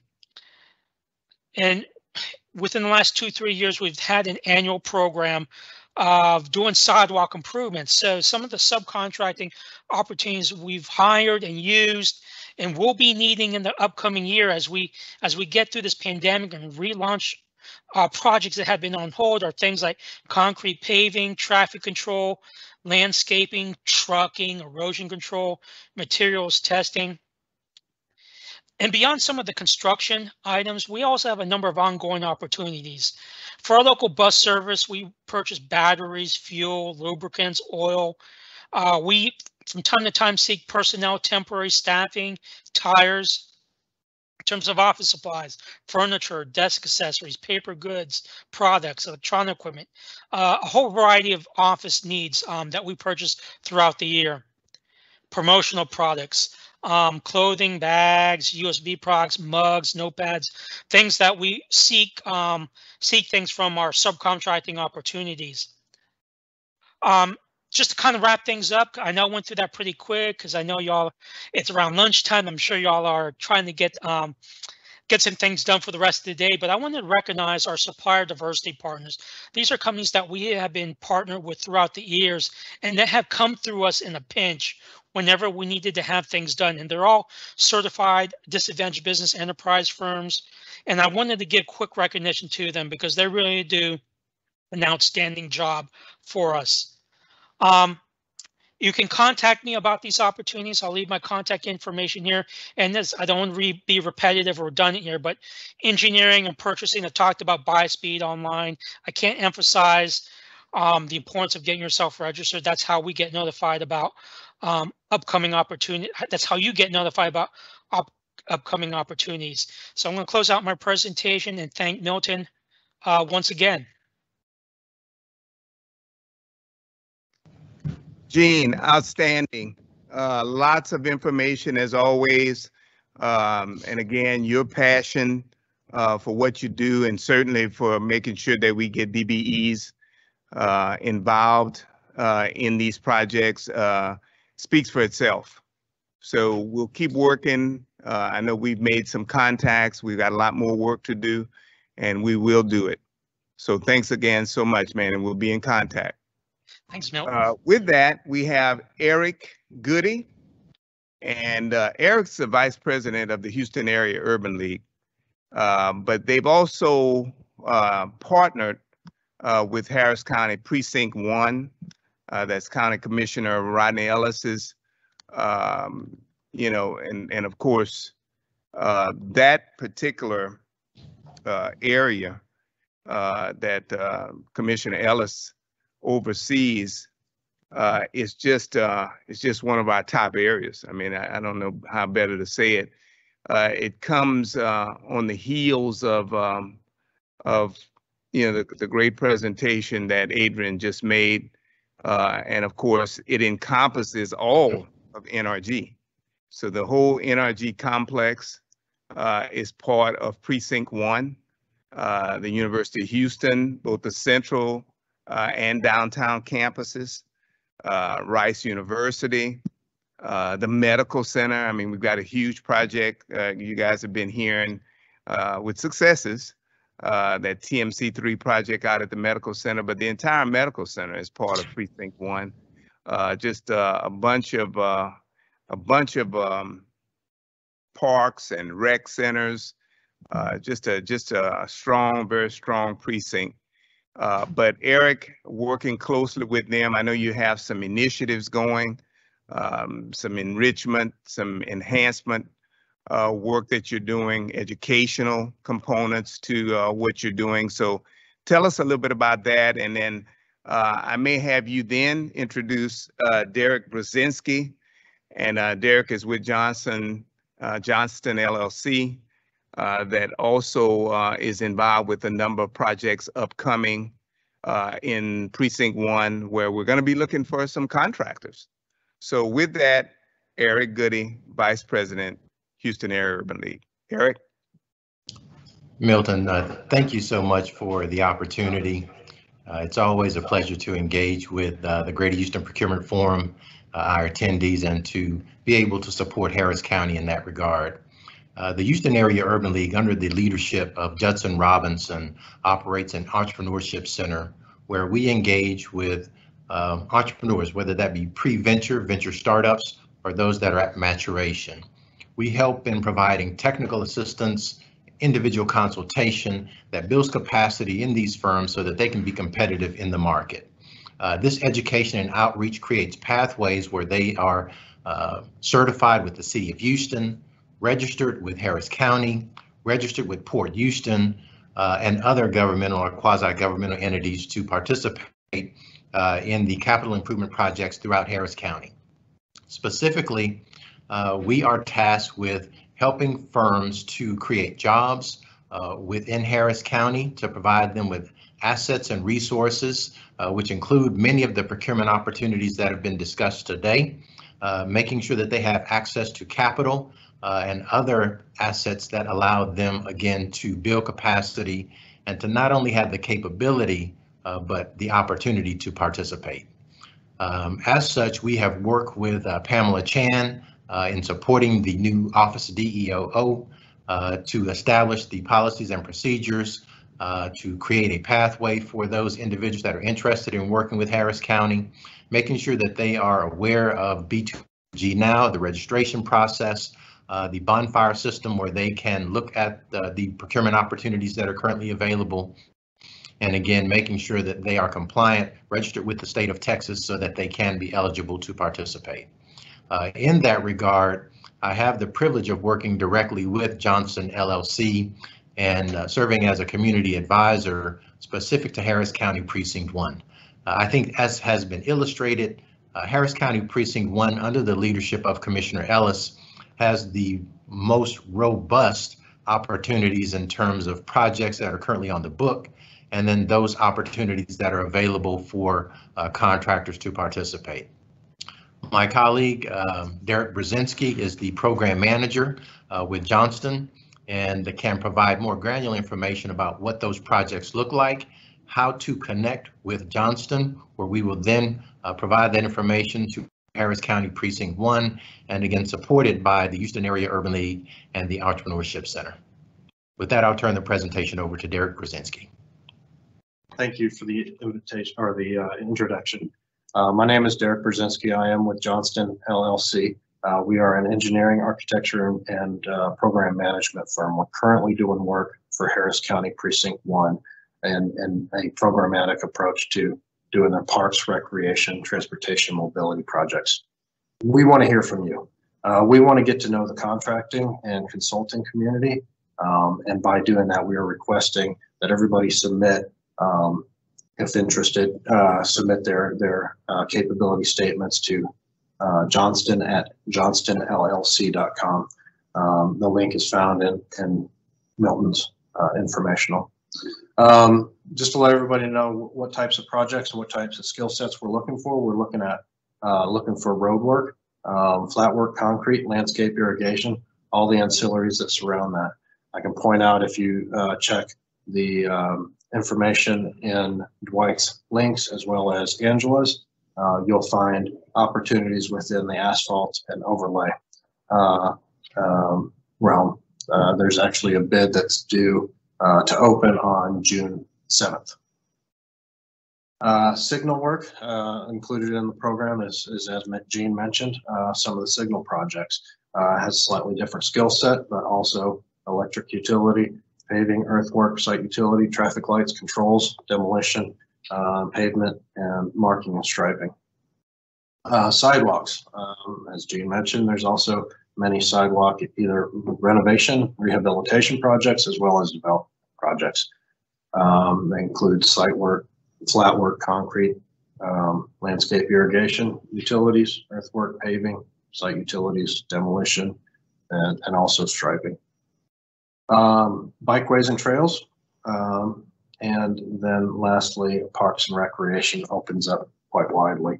One of the items that aren't listed here is housing, buildings and site work. So once again, if everybody could, if interested, let us know what you're capable of doing so that as we look at projects and craft opportunities, we can influence the procurement strategy with the skill sets of the contracting and consulting committee. With that, back over to you, Milton. Eric and Derek, thank you guys so much for the great information, the great interaction that you're doing with Harris County Precinct 1. This is outstanding. In fact, Derek, I just got a note from Adrian Collins, who spoke from the Harris County Sports and Convention Corporation, the NRG complex, and he did mention that in the center out there, that they're going to be looking for LED lighting throughout the center. As well for the entire complex, insurance. So we're going to be looking for insurance companies that can provide the general liability and all for the complex. So we'll be back in touch with Adrian, of course. But I think the nice thing, Derek and Eric, is that you guys are working directly really with Adrian and certainly with Gene Simeon. You know, you heard with community services and roads, highway, DBE, the DBE program. So great stuff, great information, great interaction. We really appreciate both of you. Thank you. Thank you. With that, we've got Tiffany McCullough. Tiffany is a regional vendor diversity manager for Skanska USA Building. And, you know, I could go on and on about Skanska. Just a great firm. You know, we mentioned earlier, they built NRG, so timing is everything, along with Manhattan and Beers. They built Prairie View's new football stadium. Even where we host our breakfast normally at HCC, they built the parking garage there. And of course, right now, I guess what's most important today is that they're working on the Harris County, or will be working on the Harris County Toll Road project. So with that, Tiffany McCullough. All right, thank you so much, Milton. I really appreciate this opportunity. Aaron, if you could tee up the screen I shared, or do I need to share again?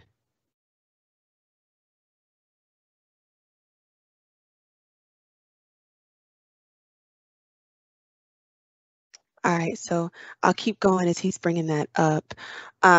So I just want to talk a little bit today about some upcoming projects and opportunities. As Milton mentioned, we've been awarded a project with Harris County. Can everybody see my screen now? Yes, we're queuing it up now. All right. Okay. Sounds good.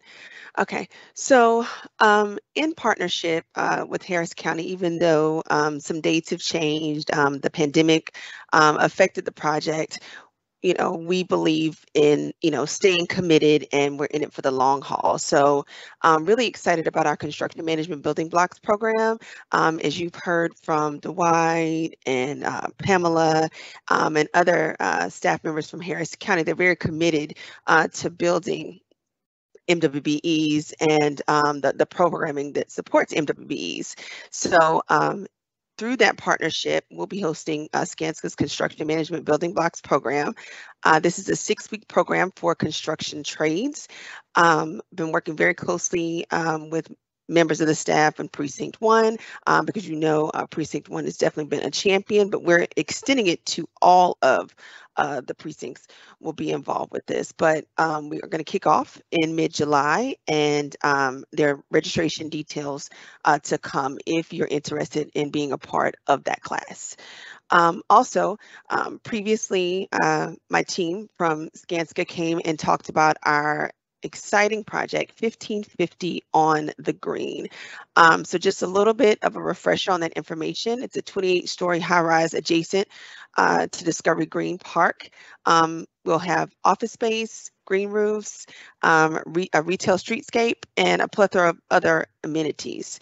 And if you haven't already, you need to check us out and get registered, because those bids are due June 4th. We actually presented on that project back in April right here with Milton. And then we also held an additional outreach the beginning of May. But just keep in mind, the certifications that are accepted for this project are Texas Hub, City of Houston, the Minority Supplier Development Council, and also the Women's Business Enterprise Alliance. Also, we want to encourage our non-construction vendors to participate on projects with us, or wherever there's an opportunity. So if you look at, I have 2 links included on my slide. One is for our non-construction vendors. We have a portal for you to register for upcoming opportunities. And then the next link is for construction subcontractors. So that link, you can grab a screenshot.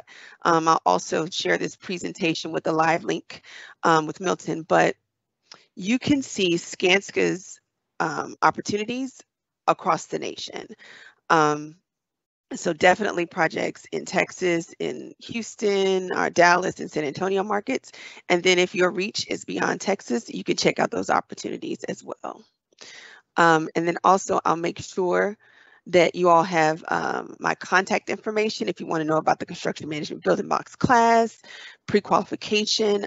Jennifer's information is listed there, and our pre-construction and bidding manager, Asmir, his information is available. We have an open door, just like the other panelists have stated in their presentations, and we'd be extremely excited to work with you and also have you a part of that class with Harris County. So on that note, Milton, I'll turn it back over to you.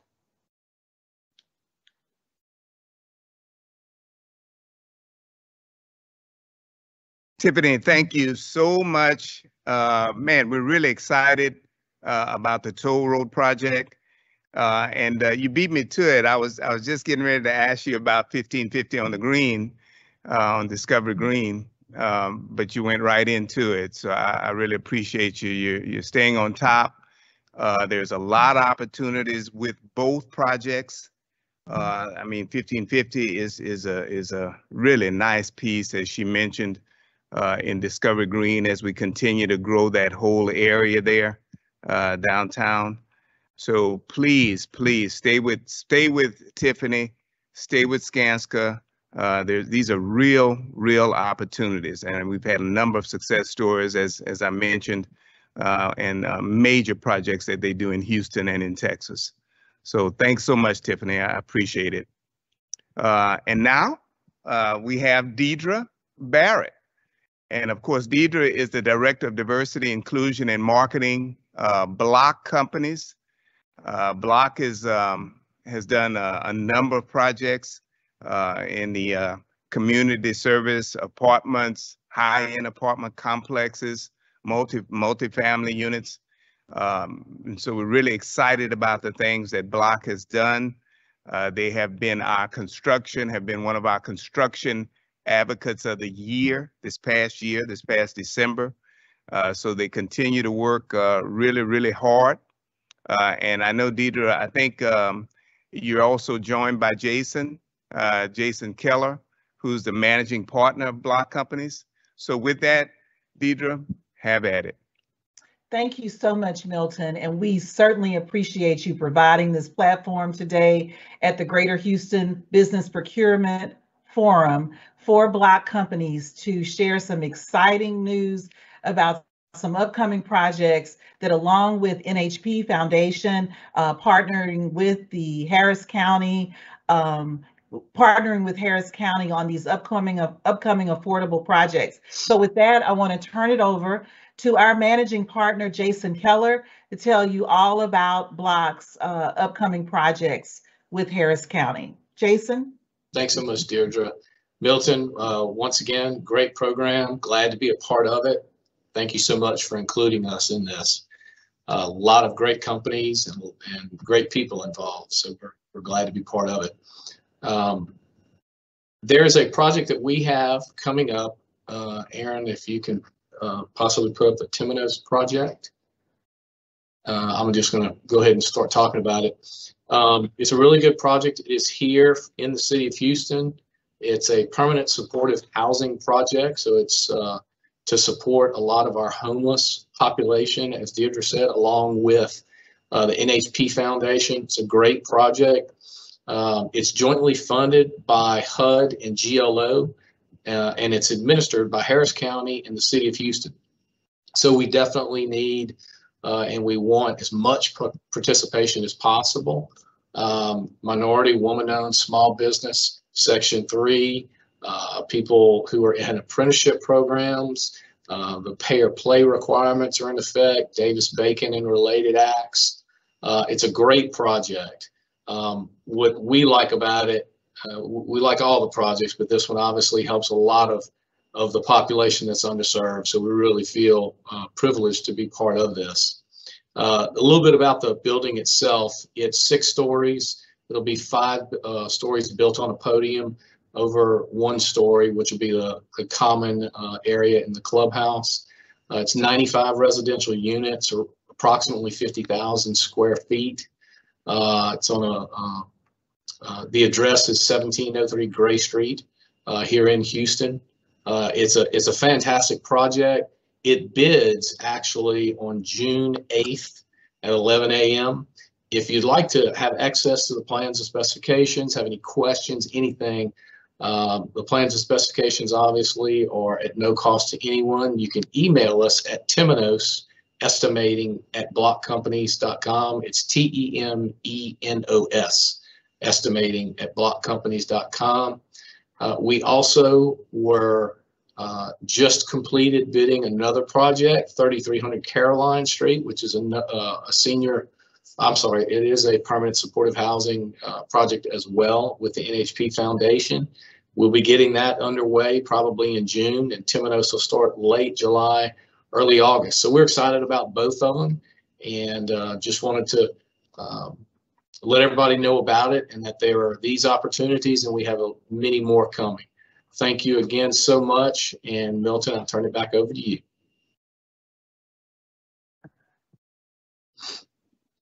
Deirdre, Jason, thank you so much, and thank you for your efforts. I mean, that's the key is you guys never stop working.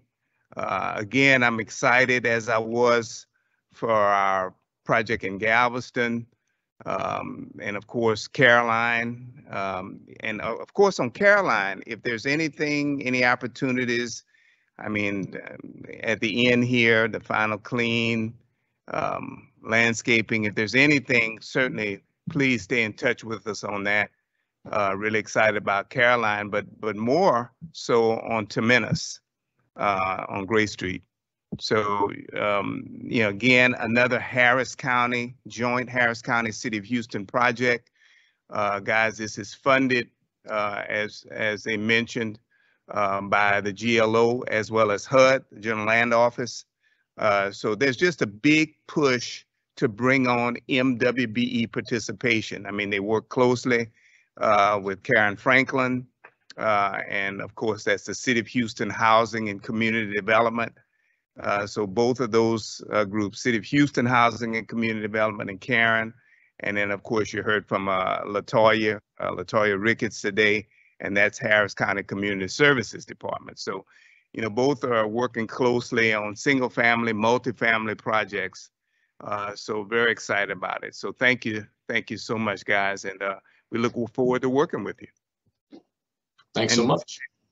Thank Guys, you. we want to take just a few minutes of time to recognize that this is Asian Pacific Islander Heritage Month. It's a strong group. It's a group that we've been working closely with and trying to work harder because there's a lot of capacity. Folks that can do construction, but there's architects, there's engineering, professional services, suppliers. So just a very diverse group of firms. We're trying to make sure that many of them are certified to do business, certainly now with Harris County. But more importantly, today we have with us two of those media outlets that are been very, very active in their respective communities. And the first one is Mr. Jawaha Malhotra. I call him Jay, and he's the publisher of the Indo-American News and, of course, radio. So, Jay, you've got to have me on radio, too. I know you've been after me on that. And second, we have Sung Bayong. And Sung is the editor of the Korean journal Houston. So let's hear from Jay and Sung.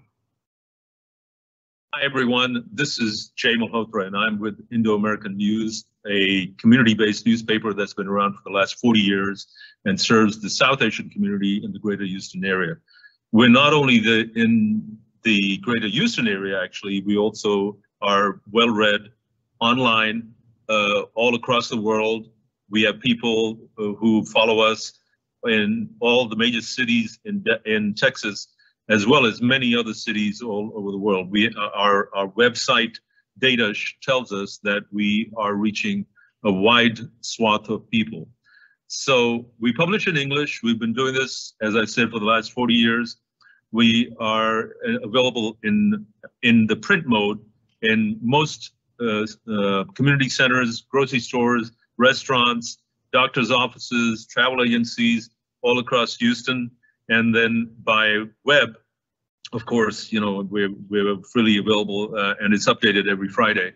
We also do e-blasts that reach out to over 10,000 people every time that you want to do it. We do a e-blast for our newspaper on Thursdays. And then if you want to do exclusive e-blasts, we have that capability too. In addition to this, we have a radio show called Indo-American News Radio that comes out on the 98.7 FM frequency on Saturdays from 4 to 6 p.m. And we are very, very popular. We focus in on news, interviews, and world news, etc., and reviews of movies and cricket, etc., things that are really appealing to our people.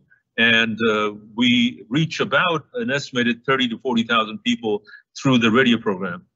Our paper reaches the same numbers, in fact, maybe even more if you look at readers and pass-along readers of a paper. So between the three media, we reach a large population that probably has more trust in us. And I know for a fact that they're more attuned to what's happening, the community events that mean so much to them. And many of them do not take the Houston Chronicle or other papers or other radio channels even. So they're looking at us for information and also advertising for campaigns, for awareness, and so on. I appreciate the opportunity that Milton has offered us to be able to present our case as a nation media, and also Kijano Weisman for her efforts in putting this thing together.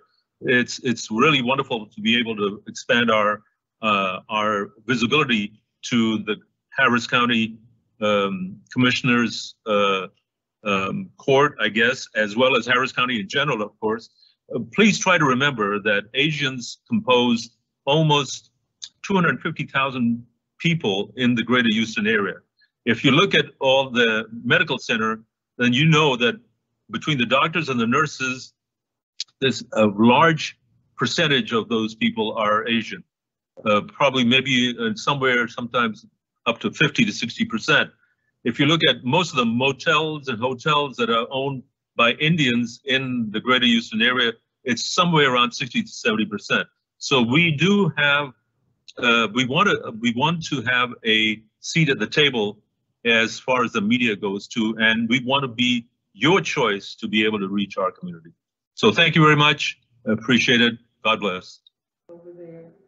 Hi, my name is Sung Byun, and I'm working as an editor for Korean Journal Houston.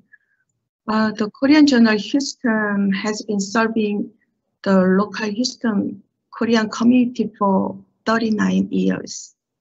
Our headquarters is located in Koreatown, Houston, and the local branch is operating in San Antonio and Austin, Pilling. Houston's the Korean American population are estimated around 35,000 to 40,000. The Korean Journal Houston is a weekly newspaper and is distributed free of charge every Friday. Our total issuance is 10,000 copies per week. It is distributed to the high traffic retail stores as like H Mart, restaurant, Korean Community Center, and other major organizations. Its volume is about 160 pages, and the pickup rate is almost 100% by Sunday morning. In addition, electronic newspaper delivered through KakaoTalk, an online free messenger application used by 99% of Korean. So in order to enhance the function of the media and follow social trends, we are preparing to launch an online portal site coming June this year. Taking advantage of media strengths, we will support eBlast and the various ad platforms. This online portal site is the first in Houston, but in the future, it is expected to be a useful site for Korean American living in Louisiana, Oklahoma, Arkansas, and Mississippi, where no Korean newspaper or media are available.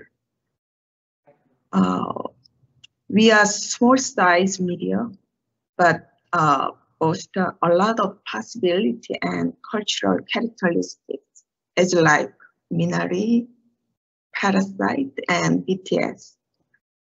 And in particular, I would like to express thank you for agents like publisher Lorenza Butler and Kijana Weissman for bridging the media and minority community like us. If you have any question, please feel free to contact us. And thank you for the opportunity to introduce our newspaper. Thank you. Sung, Jay, thank you so much, and congratulations on this very, very special month, Heritage Month, Asian Heritage Month. I was actually out at the convention center, and the whole billboard was about this very special month. So we're proud of you guys. And then we're going to find a way, we're going to have you guys back. And of course, we're looking forward to getting back in the forum, in our forum setting, where we can actually have formal presentations. And guys, please, if there's an opportunity, if you're looking to get some media help, please work to fund these great media outlets.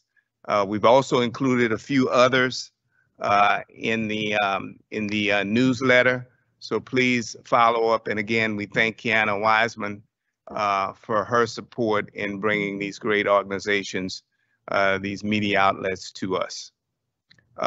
Now, quickly, guys, I just want to mention make a few announcements. One is with Fort Bend ISD. Jeanette Boulware tomorrow, in fact, has an event. It's from 2 to 4. It's virtual. And of course, we have that information on the newsletter. So certainly I want you to take a look at that. She's got a number of components to it. Business strategies, vendor resources, mastering the maze of small business.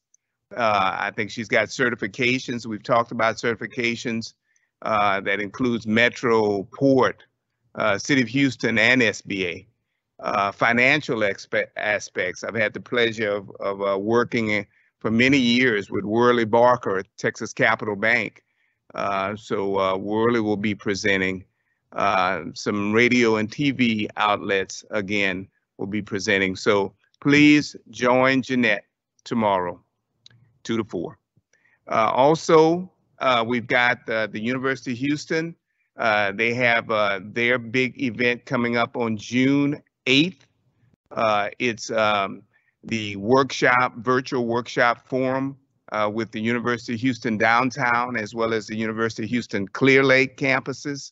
And so that's an event, another must-attend event for the University of Houston. We've got registration information on the newsletter. Hensel Phelps, last month we heard from Roman Rios of Hensel Phelps. They've got a major undertaking, the Federal Inspection Services building out at Bush, the FIS building. That's a $374 million project. We're pushing very, very hard. We've got a number of big bid packages that are coming out right now. Those projects, again, $374 million. And there's a huge need for participation. They've been really pounding us and saying, Milton, we've got to find participation. So please, let's get with Roman. Let's get with Les Morgan. Les's information is there. McCarthy Building Companies is again one of our big GCs, doing a lot of work. I just had the pleasure of working with them. The president of the company just did proclaim a minimum of 15% goal for any projects, whether they're public or private sector. And right now, I know they just completed the Holocaust Museum. They also just finished the Museum of Fine Arts. So those projects were open to participation where maybe there might have not been in more of a private setting, an MBE or DBE goal. Of course, they also are doing a number of projects with the Port of Port Arthur. That's on the heels of doing work with Port Houston, with the Northeast Water Purification Plant. They've had some successes. We've had a number of successes out at Northeast Water Purification. So they're looking for minority firms to do work in Port Arthur with the Port of Port Arthur. And as well, they've been finishing up on some opportunities at the Ishmaeli Center on Allen Parkway. So, we certainly want to stay in tune with McCarthy Building Companies.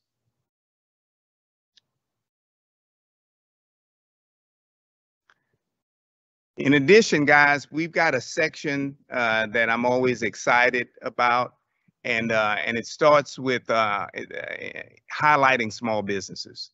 I mean, we have a number of small businesses that we need to let folks know about. They're working very hard and diligent.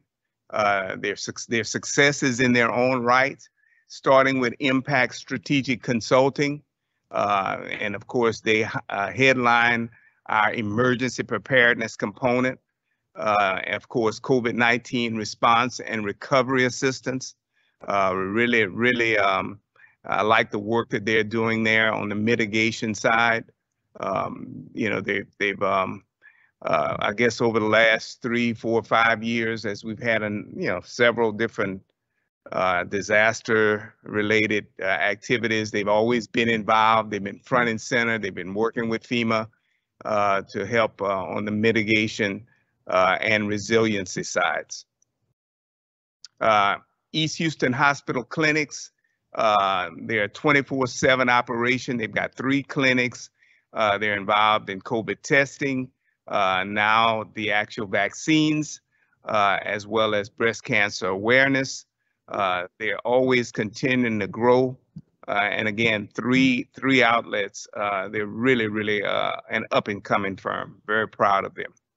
National Urban Construction, NUC, has been doing quite a bit of work with some of our universities. I know with the University of Houston, they did some work on some off-campus housing.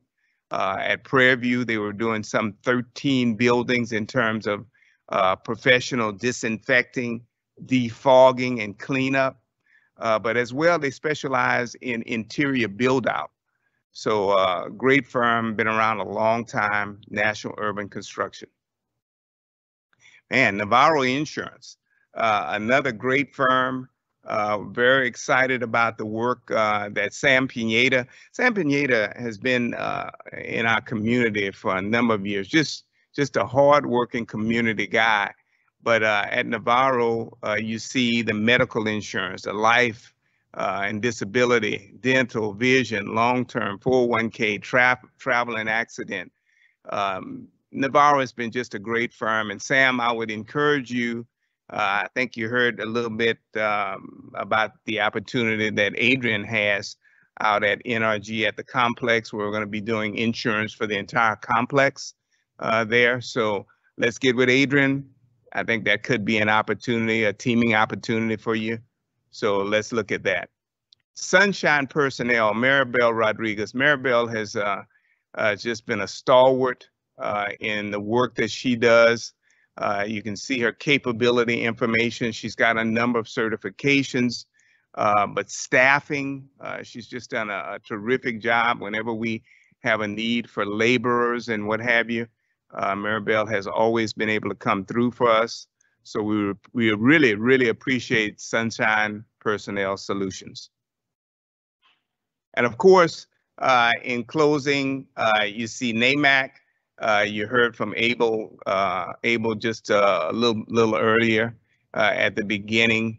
Remember, they've got a meeting tomorrow. I think it's from 6 to 8, board member elections, but as well, just a nice reception at Jack's Brewery. So we're really looking forward to that and all the great efforts. And we always come back again in closing to honoring Indian community news outlets in recognition of Asian Pacific Islander Month. Again, we thank them. We really, it's been a great month for the community. So let's keep that going. I also want to thank MCA Communications, just a great firm. They've done a number of these sessions. I think without them, it'd be very difficult for us to even operate. It's about getting the information out, getting the opportunities, creating that activity that results in matching, and ultimately success stories that we can tout. And so we continue to work on this effort, and MCA has been a leader in wiring and cabling and audio and visual, one of our top firms for a number of years. I've got so many stories. I could talk about them for quite a while, but I'll just say thank you for us. And again, in closing, I'd like to mention that next month, I think it's going to be on June 22nd, it'll be emergency preparedness, planning and preparing for a disaster. And I can see on the monitor that we have a little piece from the American Red Cross that includes both protecting yourself for COVID-19, but as well in the event of a hurricane. So we're really excited, and I'm pretty sure we will have the American Red Cross. We hope to have FEMA and a number of areas from Harris County, again, as it relates to flood control, to Homeland Security and what have you. And in closing, we want to thank all of our sponsors, our strategic partners that have been with us this whole year and for many years, many of them. Again, participating, sponsoring, being a real partner, helping us get the word out. We cannot ask for any more and not to be associated with such great firms, institutions, and agencies. I thank all of them for their efforts in working with the Greater Houston Business Procurement Forum. We look forward to seeing you next month.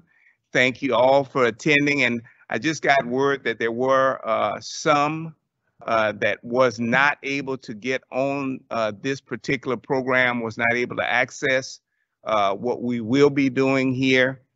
We do have a video that we will be sending out to you on YouTube. So we should get that out to you just a little bit later on today. And the good thing about it is, it disappoints me that we may have missed some of you, but having that video allows you to access it anytime, and I think maybe for a second and a third time, so that you don't miss anything. So we'll make sure you have that video. It was just a great, great event.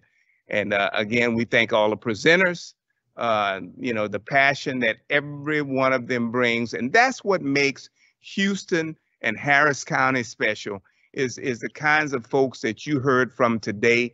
These are people that are committed to doing business in the community, and certainly now working with the new MWBE Minority and Women Business Enterprise Program. Thanks, everyone. We'll see you next month. Be safe and take care of yourself and others.